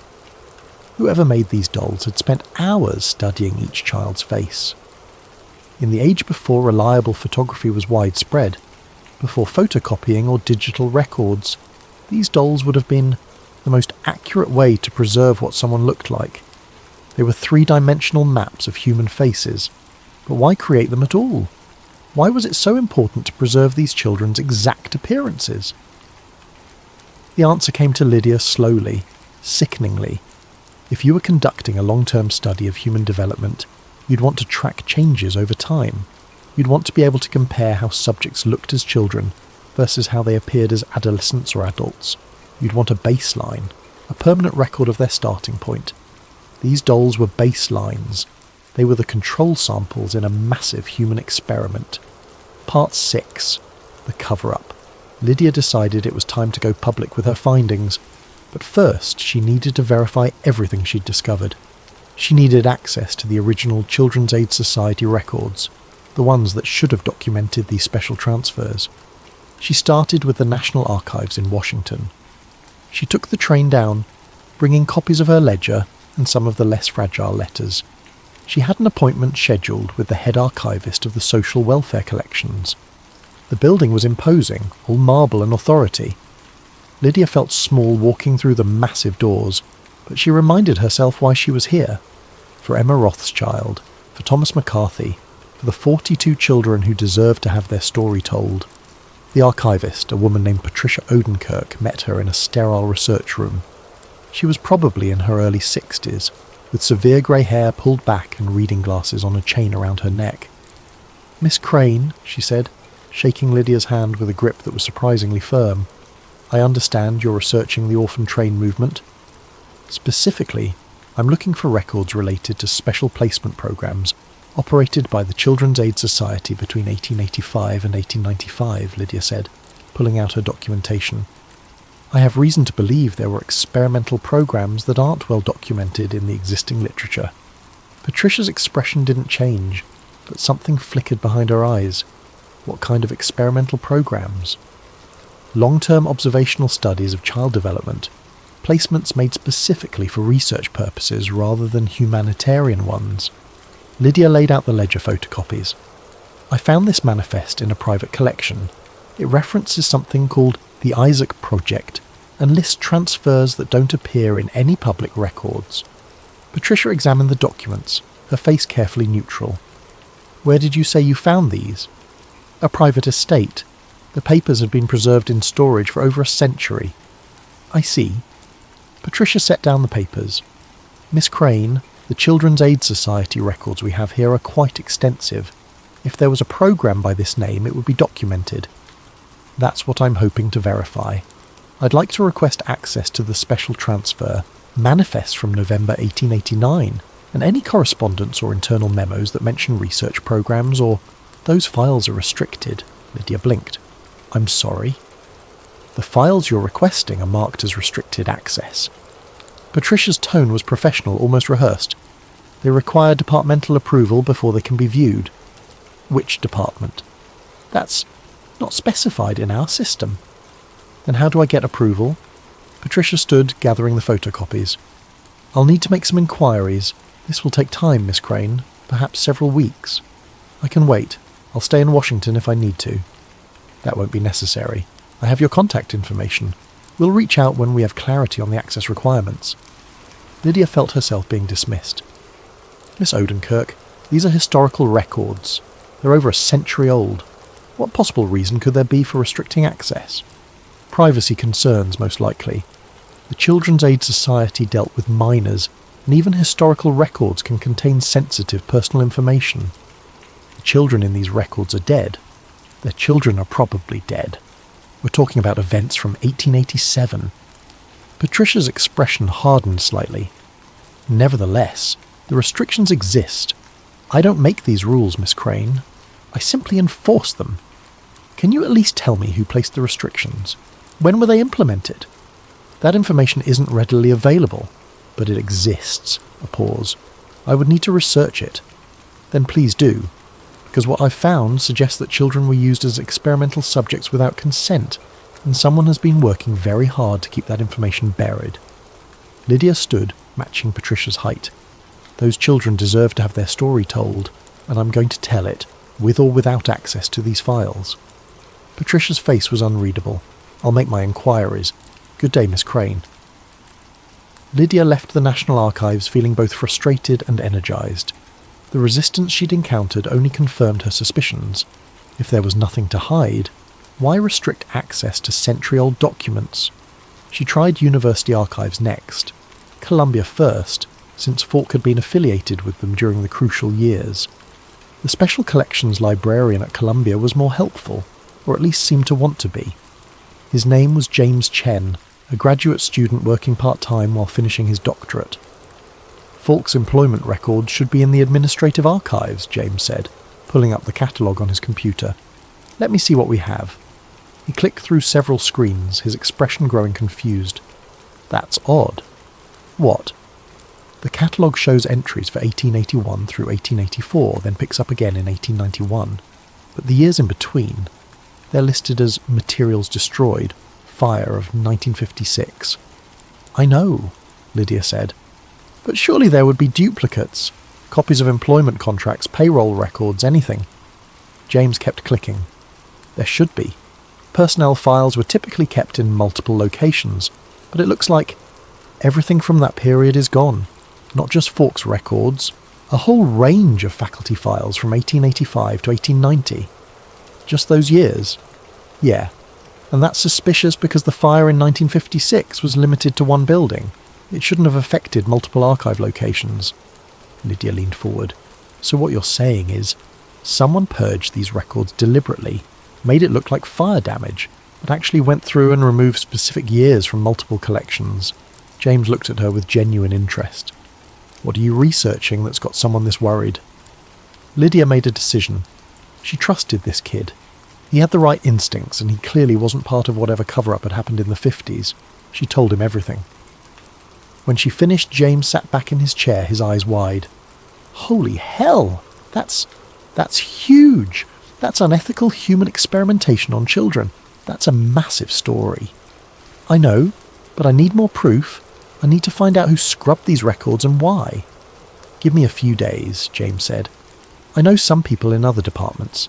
If there's anything left, any trace of what happened in 56, I'll find it. 3 days later, James called her. You need to come back to Columbia. I found something. Part 7. The connection deepens. Lydia's research took a darker turn when she started investigating the broader context of social research in the late 1800s. The American eugenics movement officially began in 1904 with the establishment of the Eugenics Record Office at Cold Spring Harbor, New York. But its roots went back further, back to the heredity studies and racial theories of the 1880s and 90s.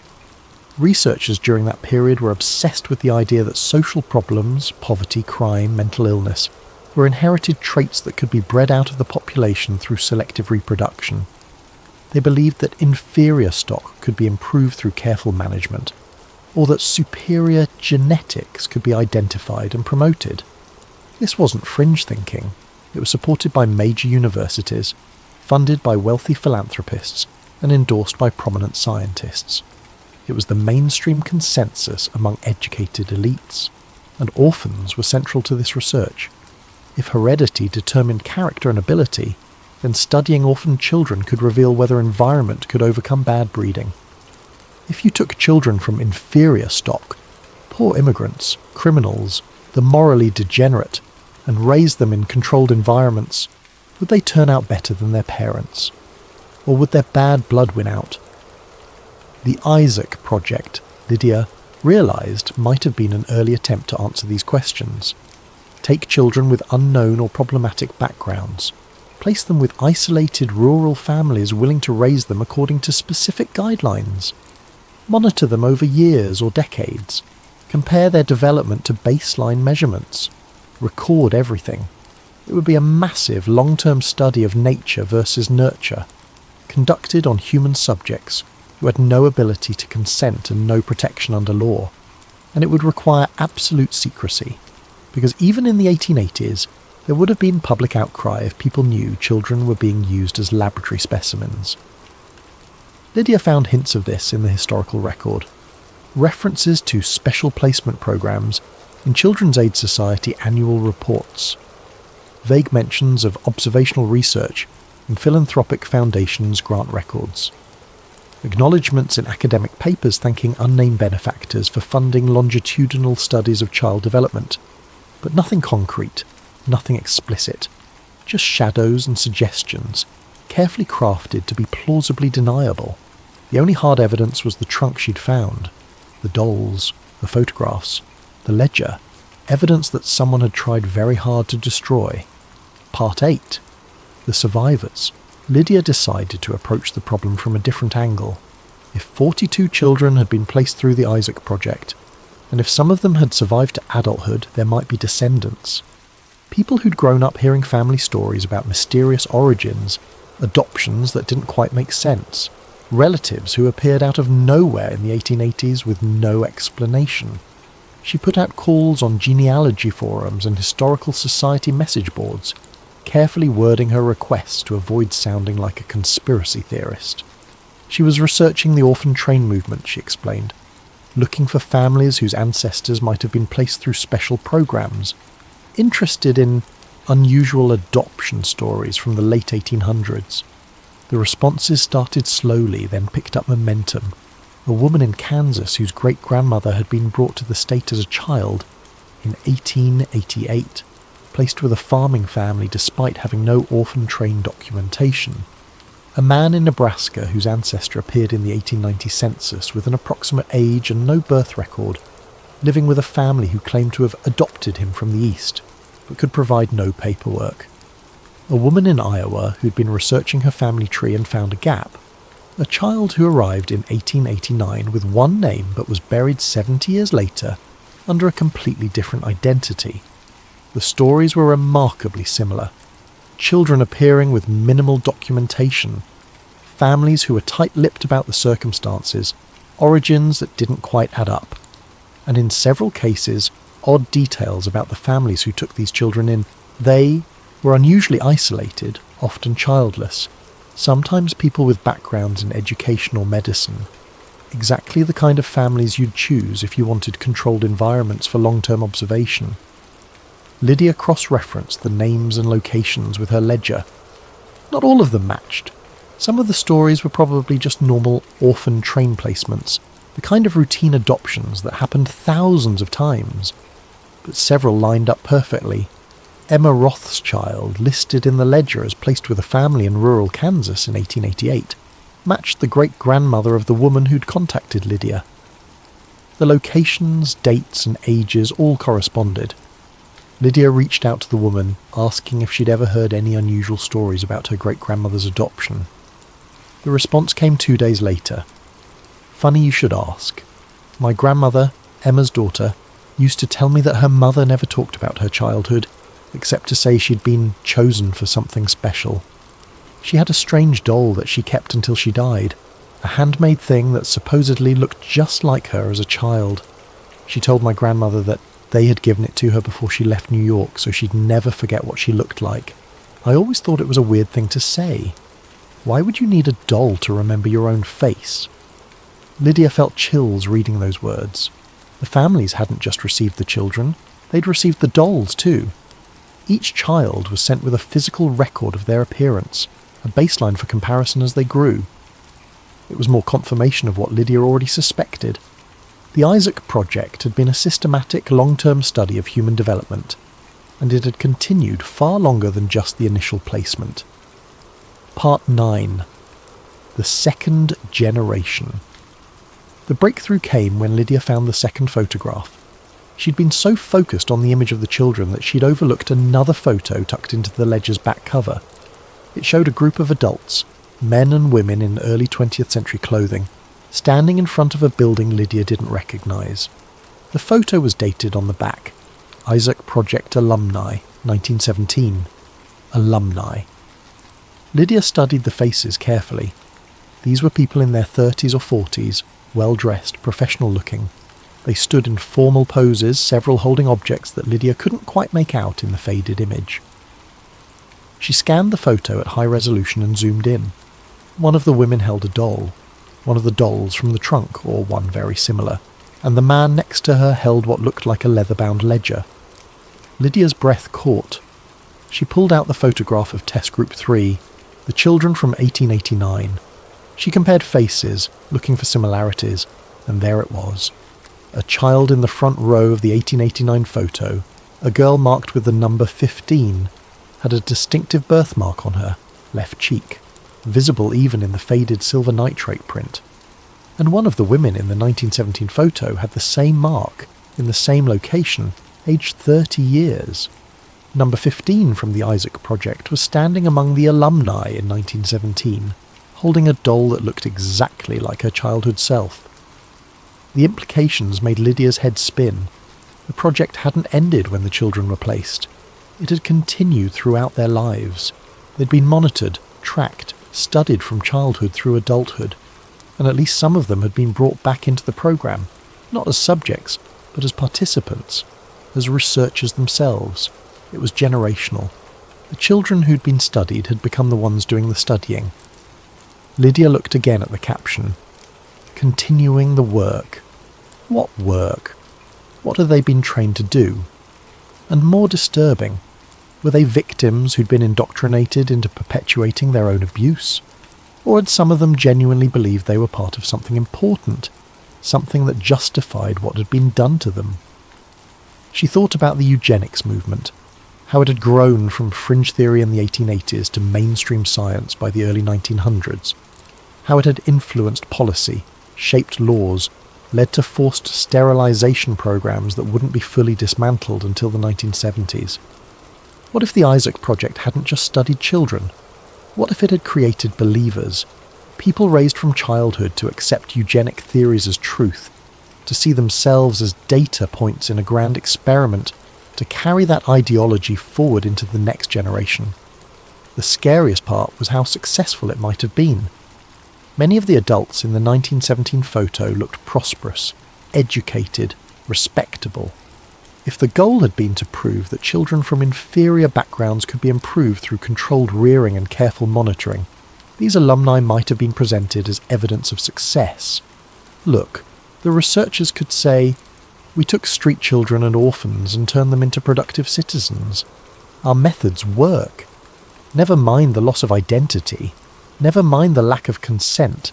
Never mind the children who didn't make it, who broke under the pressure, who disappeared from the records without explanation. The ones who survived could be held up as proof that the experiment was worth it." Part 9. The Eugenics Connection. Back in her apartment, surrounded by photographs and documents that James had helped her copy from the secret archive, Lydia began piecing together the larger picture. The Isaac Project wasn't an isolated experiment. It was part of a much broader movement. The American eugenics movement officially began in 1904, with the establishment of the Eugenics Record Office at Cold Spring Harbor, New York. But its roots went back further, back to the heredity studies and racial theories of the 1880s and 90s. Researchers during that period were obsessed with the idea that social problems, poverty, crime, mental illness, were inherited traits that could be bred out of the population through selective reproduction. They believed that inferior stock could be improved through careful management, or that superior genetics could be identified and promoted. This wasn't fringe thinking. It was supported by major universities, funded by wealthy philanthropists, and endorsed by prominent scientists. It was the mainstream consensus among educated elites, and orphans were central to this research. If heredity determined character and ability, then studying orphan children could reveal whether environment could overcome bad breeding. If you took children from inferior stock, poor immigrants, criminals, the morally degenerate, and raised them in controlled environments, would they turn out better than their parents, or would their bad blood win out?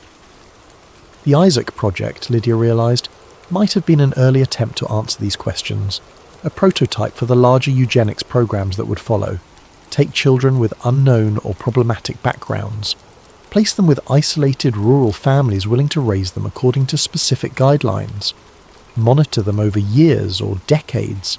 Compare their development to baseline measurements. Record everything. It would be a massive long-term study of nature versus nurture, conducted on human subjects who had no ability to consent and no protection under law. And it would require absolute secrecy, because even in the 1880s there would have been public outcry if people knew children were being used as laboratory specimens. But Lydia found something in Falk's notes that made her stomach turn.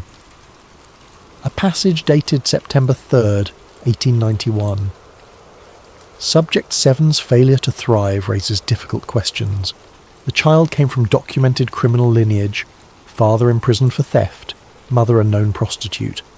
Despite optimal placement conditions and 3 years of intervention, the subject demonstrates persistent moral deficiency, including theft and aggressive behaviour. This suggests that hereditary taint cannot always be overcome by environmental advantage. Recommendation: discontinue observation and remove subject from program. Remove subject from program? What did that mean? Where did subject 7 go? Lydia cross-referenced the number. Subject 7 was Emma Rothschild, the child whose descendant had contacted her about the strange doll. But according to Emma's family history, she'd lived a full life, had children, grandchildren. She hadn't been removed. So what did Falk mean? Unless... Lydia felt sick. Unless Falk had initially recommended removal, but someone had overruled him. Or unless Emma had been one of the lucky ones, and other children hadn't been. She found another note, dated November 12th, 1893. The death of subject, 29 from typhoid fever, while regrettable, provides an opportunity to examine hereditary influence on disease susceptibility. The subject's mother died of consumption, suggesting constitutional weakness. Tissue samples have been preserved for future study. They'd harvested tissue samples from a dead child's body for research. Lydia had to put down the notebook. She walked to her kitchen, poured herself a glass of water with shaking hands. These weren't just unethical experiments. This was systematic dehumanization. These children weren't people to Falk and his colleagues. They were specimens. And yet the Isaac Project alumni photo showed some of those children had grown up, had joined the program as researchers. How? Why would anyone willingly participate in perpetuating what had been done to them? She thought about Stockholm Syndrome, about indoctrination, about how children raised in a certain belief system often internalized it as truth, even when it was harmful. If you'd been told from age 5 that you were part of an important scientific study, that your suffering had purpose, that you were contributing to human knowledge, would you believe it? Especially if the alternative was to face the reality that you'd been abused, exploited, used. Maybe some of the alumni had convinced themselves that the project was noble. Maybe they'd rewritten their own histories to make their trauma meaningful. Or maybe, and this was almost worse, they'd genuinely been selected for certain traits. Maybe Falk had chosen children who showed high intelligence or compliance or adaptability. Maybe he'd shaped them deliberately, groomed them to become the next generation of researchers. It would be the ultimate proof of his theories. Take children from the gutter, apply environmental conditioning, and produce scientists. Nature overcome by nurture. The experiment that proves itself. Lydia found connections between the Isaac Project alumni and later eugenics organisations. Ruth Silverman appeared as a co-author on papers published by the Eugenics Record Office in the 19-teens. Emma Rothschild's name appeared in funding acknowledgements for heredity studies at the Carnegie Institution. Daniel Weiss had become a prominent advocate for immigration restrictions based on racial theories. The children who'd been subjected to eugenic experimentation had grown up to become eugenicists themselves, and their work had influenced policy. Immigration laws in the 1920s forced sterilization programs that affected tens of thousands of people, scientific racism that provided intellectual cover for segregation and discrimination. The Isaac Project's legacy wasn't just the 42 children who'd been directly involved. It was the ideology they'd helped spread, the research they'd conducted, the policies they'd influenced. How many lives had been affected by what started in that trunk? How far did the damage reach? Part 10. The Modern Connection. Lydia spent weeks trying to trace what happened to the Isaac Project after 1917. The trail went cold in the 1920s, around the same time the orphan train movement was winding down. Public attitudes were changing. Child welfare laws were being strengthened. The kind of loose oversight that had allowed programs like Isaac to exist was becoming harder to maintain. But the ideology didn't disappear, it just went underground. Lydia found connections between some of the people in the 1917 photograph and later eugenics organisations. Not direct employment, nothing that obvious, but donations, conference attendances, citations in papers. The network was there if you knew how to look for it. And then there was the question of the records themselves. Someone had carefully preserved that trunk full of evidence for over a century. Someone had hidden it in an attic, locked it away, but not destroyed it. Why? Lydia thought about the note. They were never meant to be found. Not never meant to exist. Not never meant to be known. Never meant to be found. Which implied that someone knew they existed. Someone was aware of these records, these dolls, these photographs. Someone had made a deliberate choice to hide them rather than destroy them. Was it guilt? An attack of conscience by someone involved in the project? Or was it insurance? Evidence kept safe in case it was ever needed to prove what had happened. Lydia would never know for sure. The person who'd hidden that trunk was long dead, their motivations buried with them. But the evidence remained, and now Lydia had to decide what to do with it. She thought about the children in those photographs, about Emma Rothschild and Thomas McCarthy, and Ruth Silverman, and the 39 others whose names were sewn into dolls. They'd been denied their identities, their histories, their choices. They'd been turned into data points in an experiment they never agreed to participate in. The least Lydia could do was tell their story, make sure people knew what had been done, give them back their names, even if she couldn't give them back anything else. She began writing up her findings, carefully documenting everything, preparing to publish. She contacted historical journals, pitched the story to magazines, reached out to documentary filmmakers. This was too important to keep to herself. The response was enthusiastic. Editors wanted the story.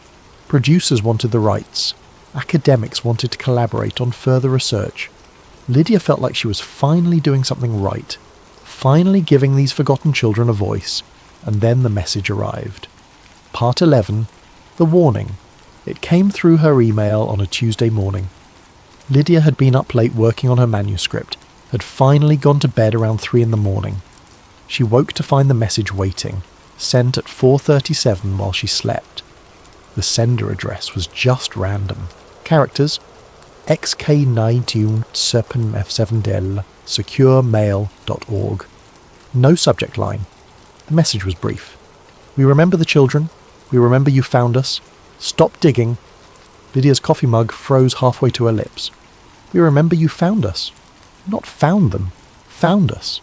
Someone claiming to be connected to the Isaac Project, or claiming to be descended from it, was watching her. Knew what she'd discovered, and wanted her to stop. She immediately forwarded the message to James, then tried to trace the headers. The email had bounced through multiple anonymous proxy servers across 3 countries. Professional-level obfuscation. Whoever sent this knew what they were doing. James called her within 5 minutes. Please tell me this is a prank. I don't think it is, Lydia said, her voice steadier than she felt. How would they even know what you're doing? You haven't published anything yet. That was a good question. Lydia had been careful. She'd written her research, yes, but it was still in draft form. She'd contacted a few historical journals, but those were confidential submissions.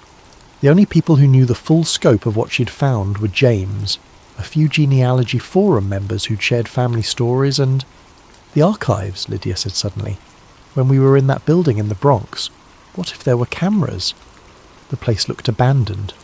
So did my farmhouse attic, but someone had been maintaining that trunk for over a century. Just because something looks forgotten doesn't mean it is. James was quiet for a moment. Okay, say you're right. Say there were cameras, and someone saw us in there. Who would that someone be? Who's still watching an off-site storage facility for 100-year-old files? Someone who has a reason to keep those files hidden. Descendants of the people involved. Institutional protection of university reputation, Lydia paused. Or maybe the network never completely died. Maybe there are still people who believe in what the Isaac Project represented. That's paranoid conspiracy theory territory. James, we literally broke into a secret archive containing evidence of eugenic experiments on children. We're already in conspiracy theory territory. The question is how deep it goes. Her phone buzzed. Another email, same anonymous sender. The families involved deserve privacy. Their descendants deserve peace. Publication would serve no purpose except harm. Be reasonable.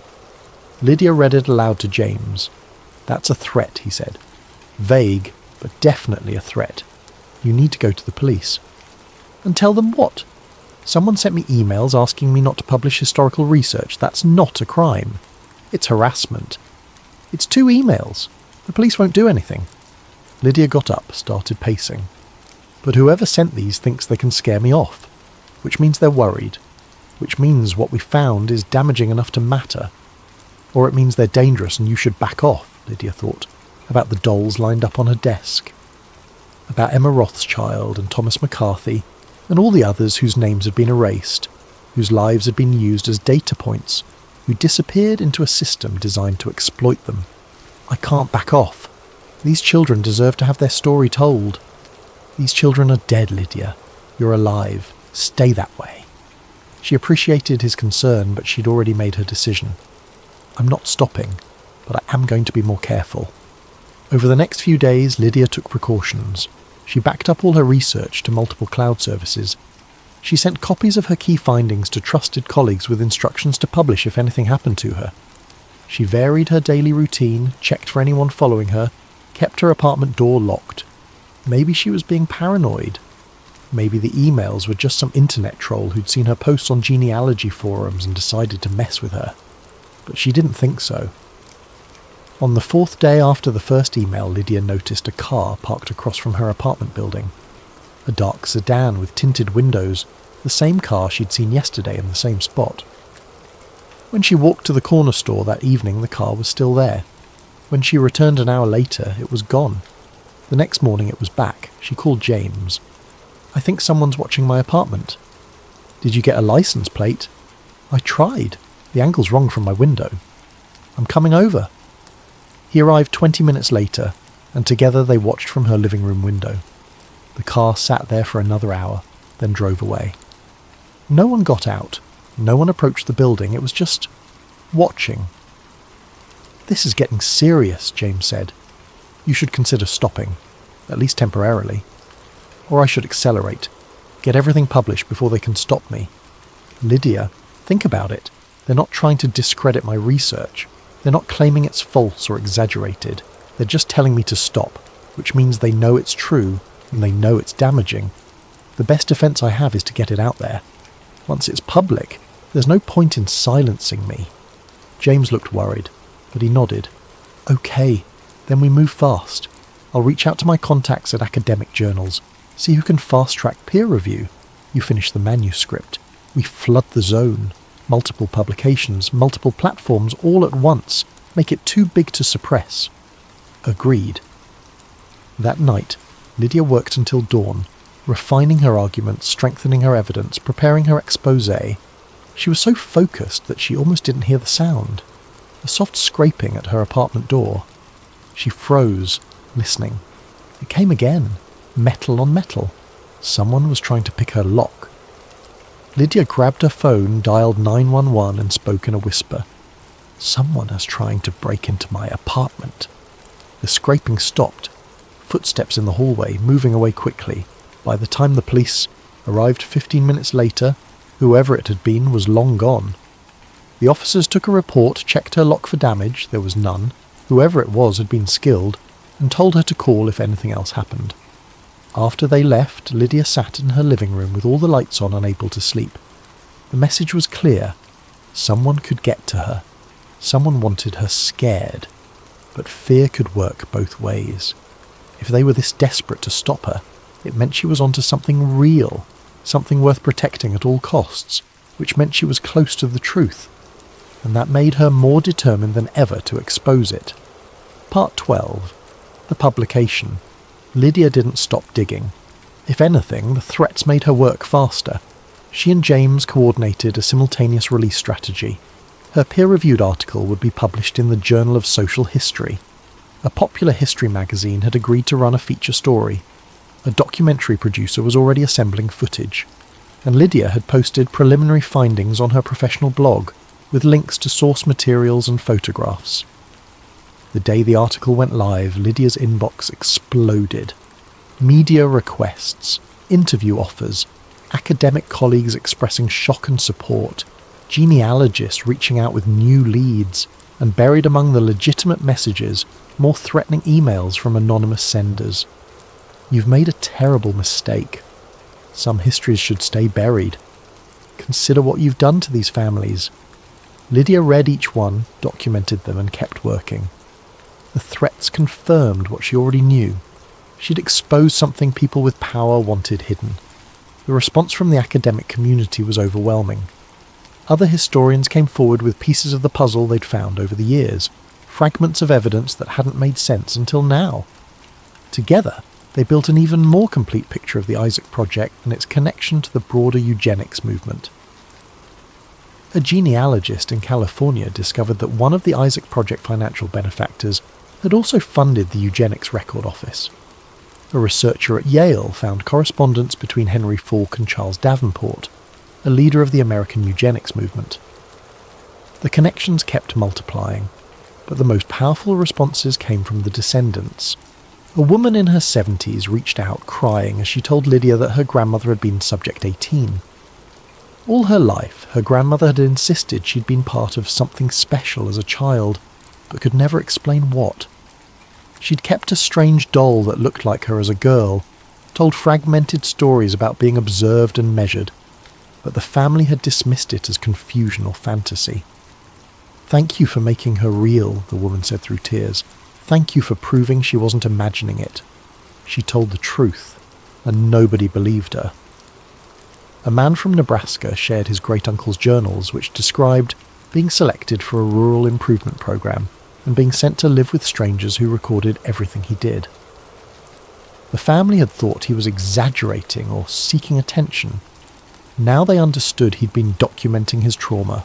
Story after story emerged of family legends that suddenly made sense, of unexplained adoptions, mysterious dolls, incomplete birth records, relatives who insisted they'd been part of experiments but could never prove it. Lydia had given them proof, she'd given them validation, and most importantly she'd given their ancestors names and dignity.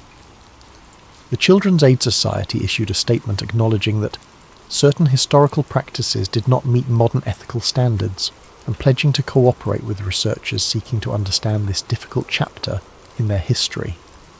It was carefully worded corporate speak, but it was something.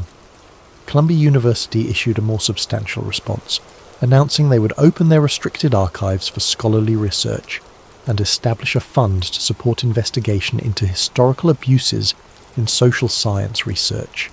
It wasn't an apology, but it was accountability. And slowly the threatening messages stopped. Maybe whoever had been sending them realized the story was too public to suppress. Maybe they decided that drawing more attention to themselves would only confirm Lydia's findings. Or maybe, and Lydia wanted to believe this, maybe they'd been acting out of misguided family loyalty, protecting ancestors who'd been involved, and seeing the truth laid bare had finally convinced them to let go. She'd never know for sure. The surveillance cast stopped appearing. The anonymous emails ceased. The attempted break-in was never followed up. It was as if whoever had been watching had simply stopped. Part 13. The Legacy. 6 months after publication, Lydia stood in a small museum in upstate New York. The Historical Preservation Society had decided not to demolish the farmhouse after all. Instead, they'd converted it into a memorial and education centre about the orphan train movement, with special focus on the Isaac Project. The dolls were displayed in climate-controlled cases, each one labelled with the child's name, age, and whatever biographical information could be recovered. Emma Rothschild, age 4, Thomas McCarthy, age 7, Ruth Silverman, age 5, 42 children, no longer anonymous subjects, people with names and stories and descendants who remembered them. The trunk itself was preserved, along with the ledger and photographs. Visitors could read excerpts from Fawkes' letters, see the clinical language he'd used to describe children, understand the dehumanization that had occurred. But the exhibit didn't end with victimization. It also showed resistance. Letters from children who'd run away from placements, records of families who'd refused to participate in follow-up studies, documentation of social workers who'd objected to the program and tried to expose it. Not everyone had been complicit. Not everyone had accepted the abuse as normal, and it showed the aftermath. The ways this early eugenics research had influenced later policy, the forced sterilization programs that affected over 60,000 Americans, the immigration restrictions based on pseudo-scientific racial theories, the long shadow cast by the belief that some lives were worth less than others. Lydia stood in front of a panel featuring the 1917 alumni photograph. The exhibit text explained how some of the Isaac Project children had grown up to become researchers themselves, perpetuating the ideology that had been forced on them. But it also noted that not all of them had. Some had rejected the program, had spoken out against it, had worked to protect other children from similar treatment. Their resistance had been quieter, less documented, but it existed. A young woman approached Lydia as she stood there. "Excuse me, are you Lydia Crane, the researcher who found all this?" "I am." "Thank you." The woman's eyes were wet. "My great-great-grandmother was Ruth Silverman. I never knew her. She died before I was born, but my grandmother told me she used to have nightmares about being measured and examined as a child. We thought she'd been abused by her adoptive family. We never knew it was something bigger. I'm so sorry for what she went through." "Don't be sorry. Be proud. You gave her back her dignity. You made sure people know what happened." The woman smiled through tears. "She's not just a victim in our family stories anymore. She's a survivor. She's part of history. That matters." After the woman left, Lydia found herself in front of the final display panel. It showed modern child welfare protections, informed consent requirements for research, the systems put in place to prevent what had happened to the Isaac Project children from happening again. Progress wasn't inevitable, but it was possible, because people like Emma and Thomas and Ruth had endured something terrible, and because their stories had eventually been told, laws had changed. Protections had been established. Future children were safer. Their suffering hadn't been meaningless. It had led to change. That didn't make what happened to them right. It didn't justify the experiment or absolve the researchers, but it meant their stories had power, even a century later. Epilogue. Remembering. On her desk at home, Lydia kept one of the photographs. Not the disturbing test group image, but a gentler picture from earlier in the collection. A child around 6 years old, smiling slightly, wearing a simple dress. The back of the photo read, "Before departure, 1887. Before the experiment, before the placement, before whatever happened next. Just a child captured in a moment before everything changed." Lydia looked at it sometimes when she was working late, researching some other forgotten corner of history. It reminded her why she did this work, why she dug through old records and dusty archives, why she asked uncomfortable questions and followed leads that more cautious people would abandon. Because someone has to remember. Someone has to bear witness. Someone has to make sure that the children who vanished aren't forgotten forever. The research continued. Other historians built on Lydia's work, finding more evidence of experimental programs, uncovering more stories of children who'd been used as research subjects. The Isaac Project wasn't unique. It was part of a pattern, a system, a belief that some people were less deserving of protection than others. But each story recovered was a victory. Each name restored was an act of resistance against the forces that had tried to erase them. Lydia published 2 more articles, then a book. The Children Who Vanished, Orphan Trains and the Hidden History of American Eugenics became required reading in social work programs and history departments. It sparked conversations about ethics in research, about informed consent, about whose stories get told and whose get buried, and sometimes, late at night when the only sound was the hum of her computer and the rustle of old papers, Lydia thought she could hear them. All those lost children, all those erased lives, whispering thank you. Thank you for finding us. Thank you for telling our story. Thank you for remembering. The dolls remained in their museum cases, their stitched faces frozen in eternal childhood.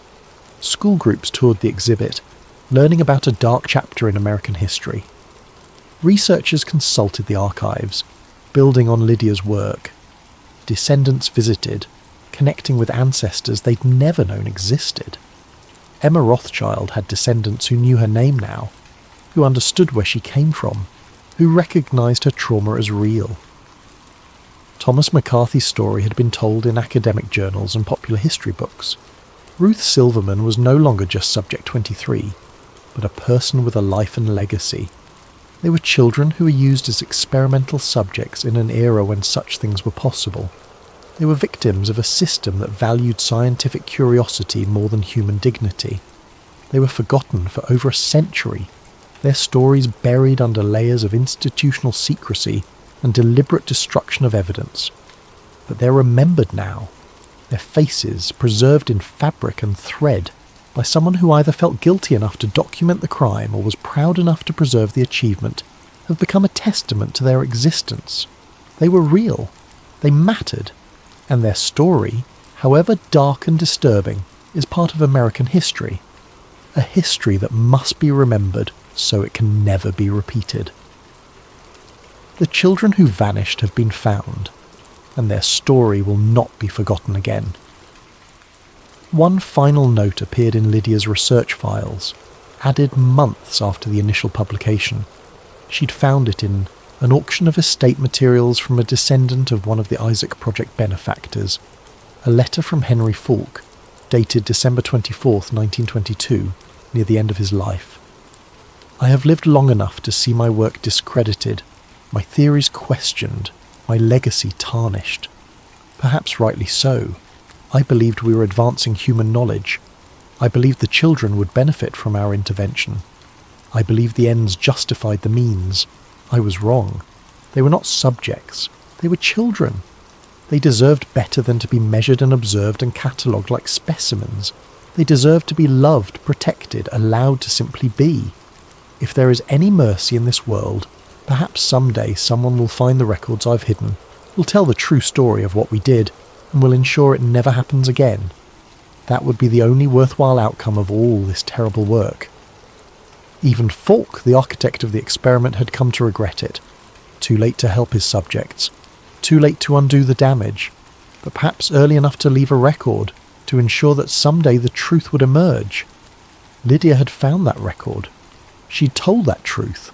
And now the work continued without her direct involvement, spreading through the academic community and into popular consciousness. The children who vanished were vanishing no more. Their voices, silent for over a century, were finally being heard. And in archives and museums, in academic journals and family histories, their names would live on, not as subjects or case studies or data points, but as human beings who deserved to be remembered. Emma, Thomas, Ruth, and 39 others whose names were now known, whose faces had been preserved, whose stories would never be forgotten again. The Isaac Project had tried to use them. History had tried to erase them, but they had endured, in fabric and photographs and carefully hidden records, waiting for someone to find them. Lydia had found them, and now everyone would know.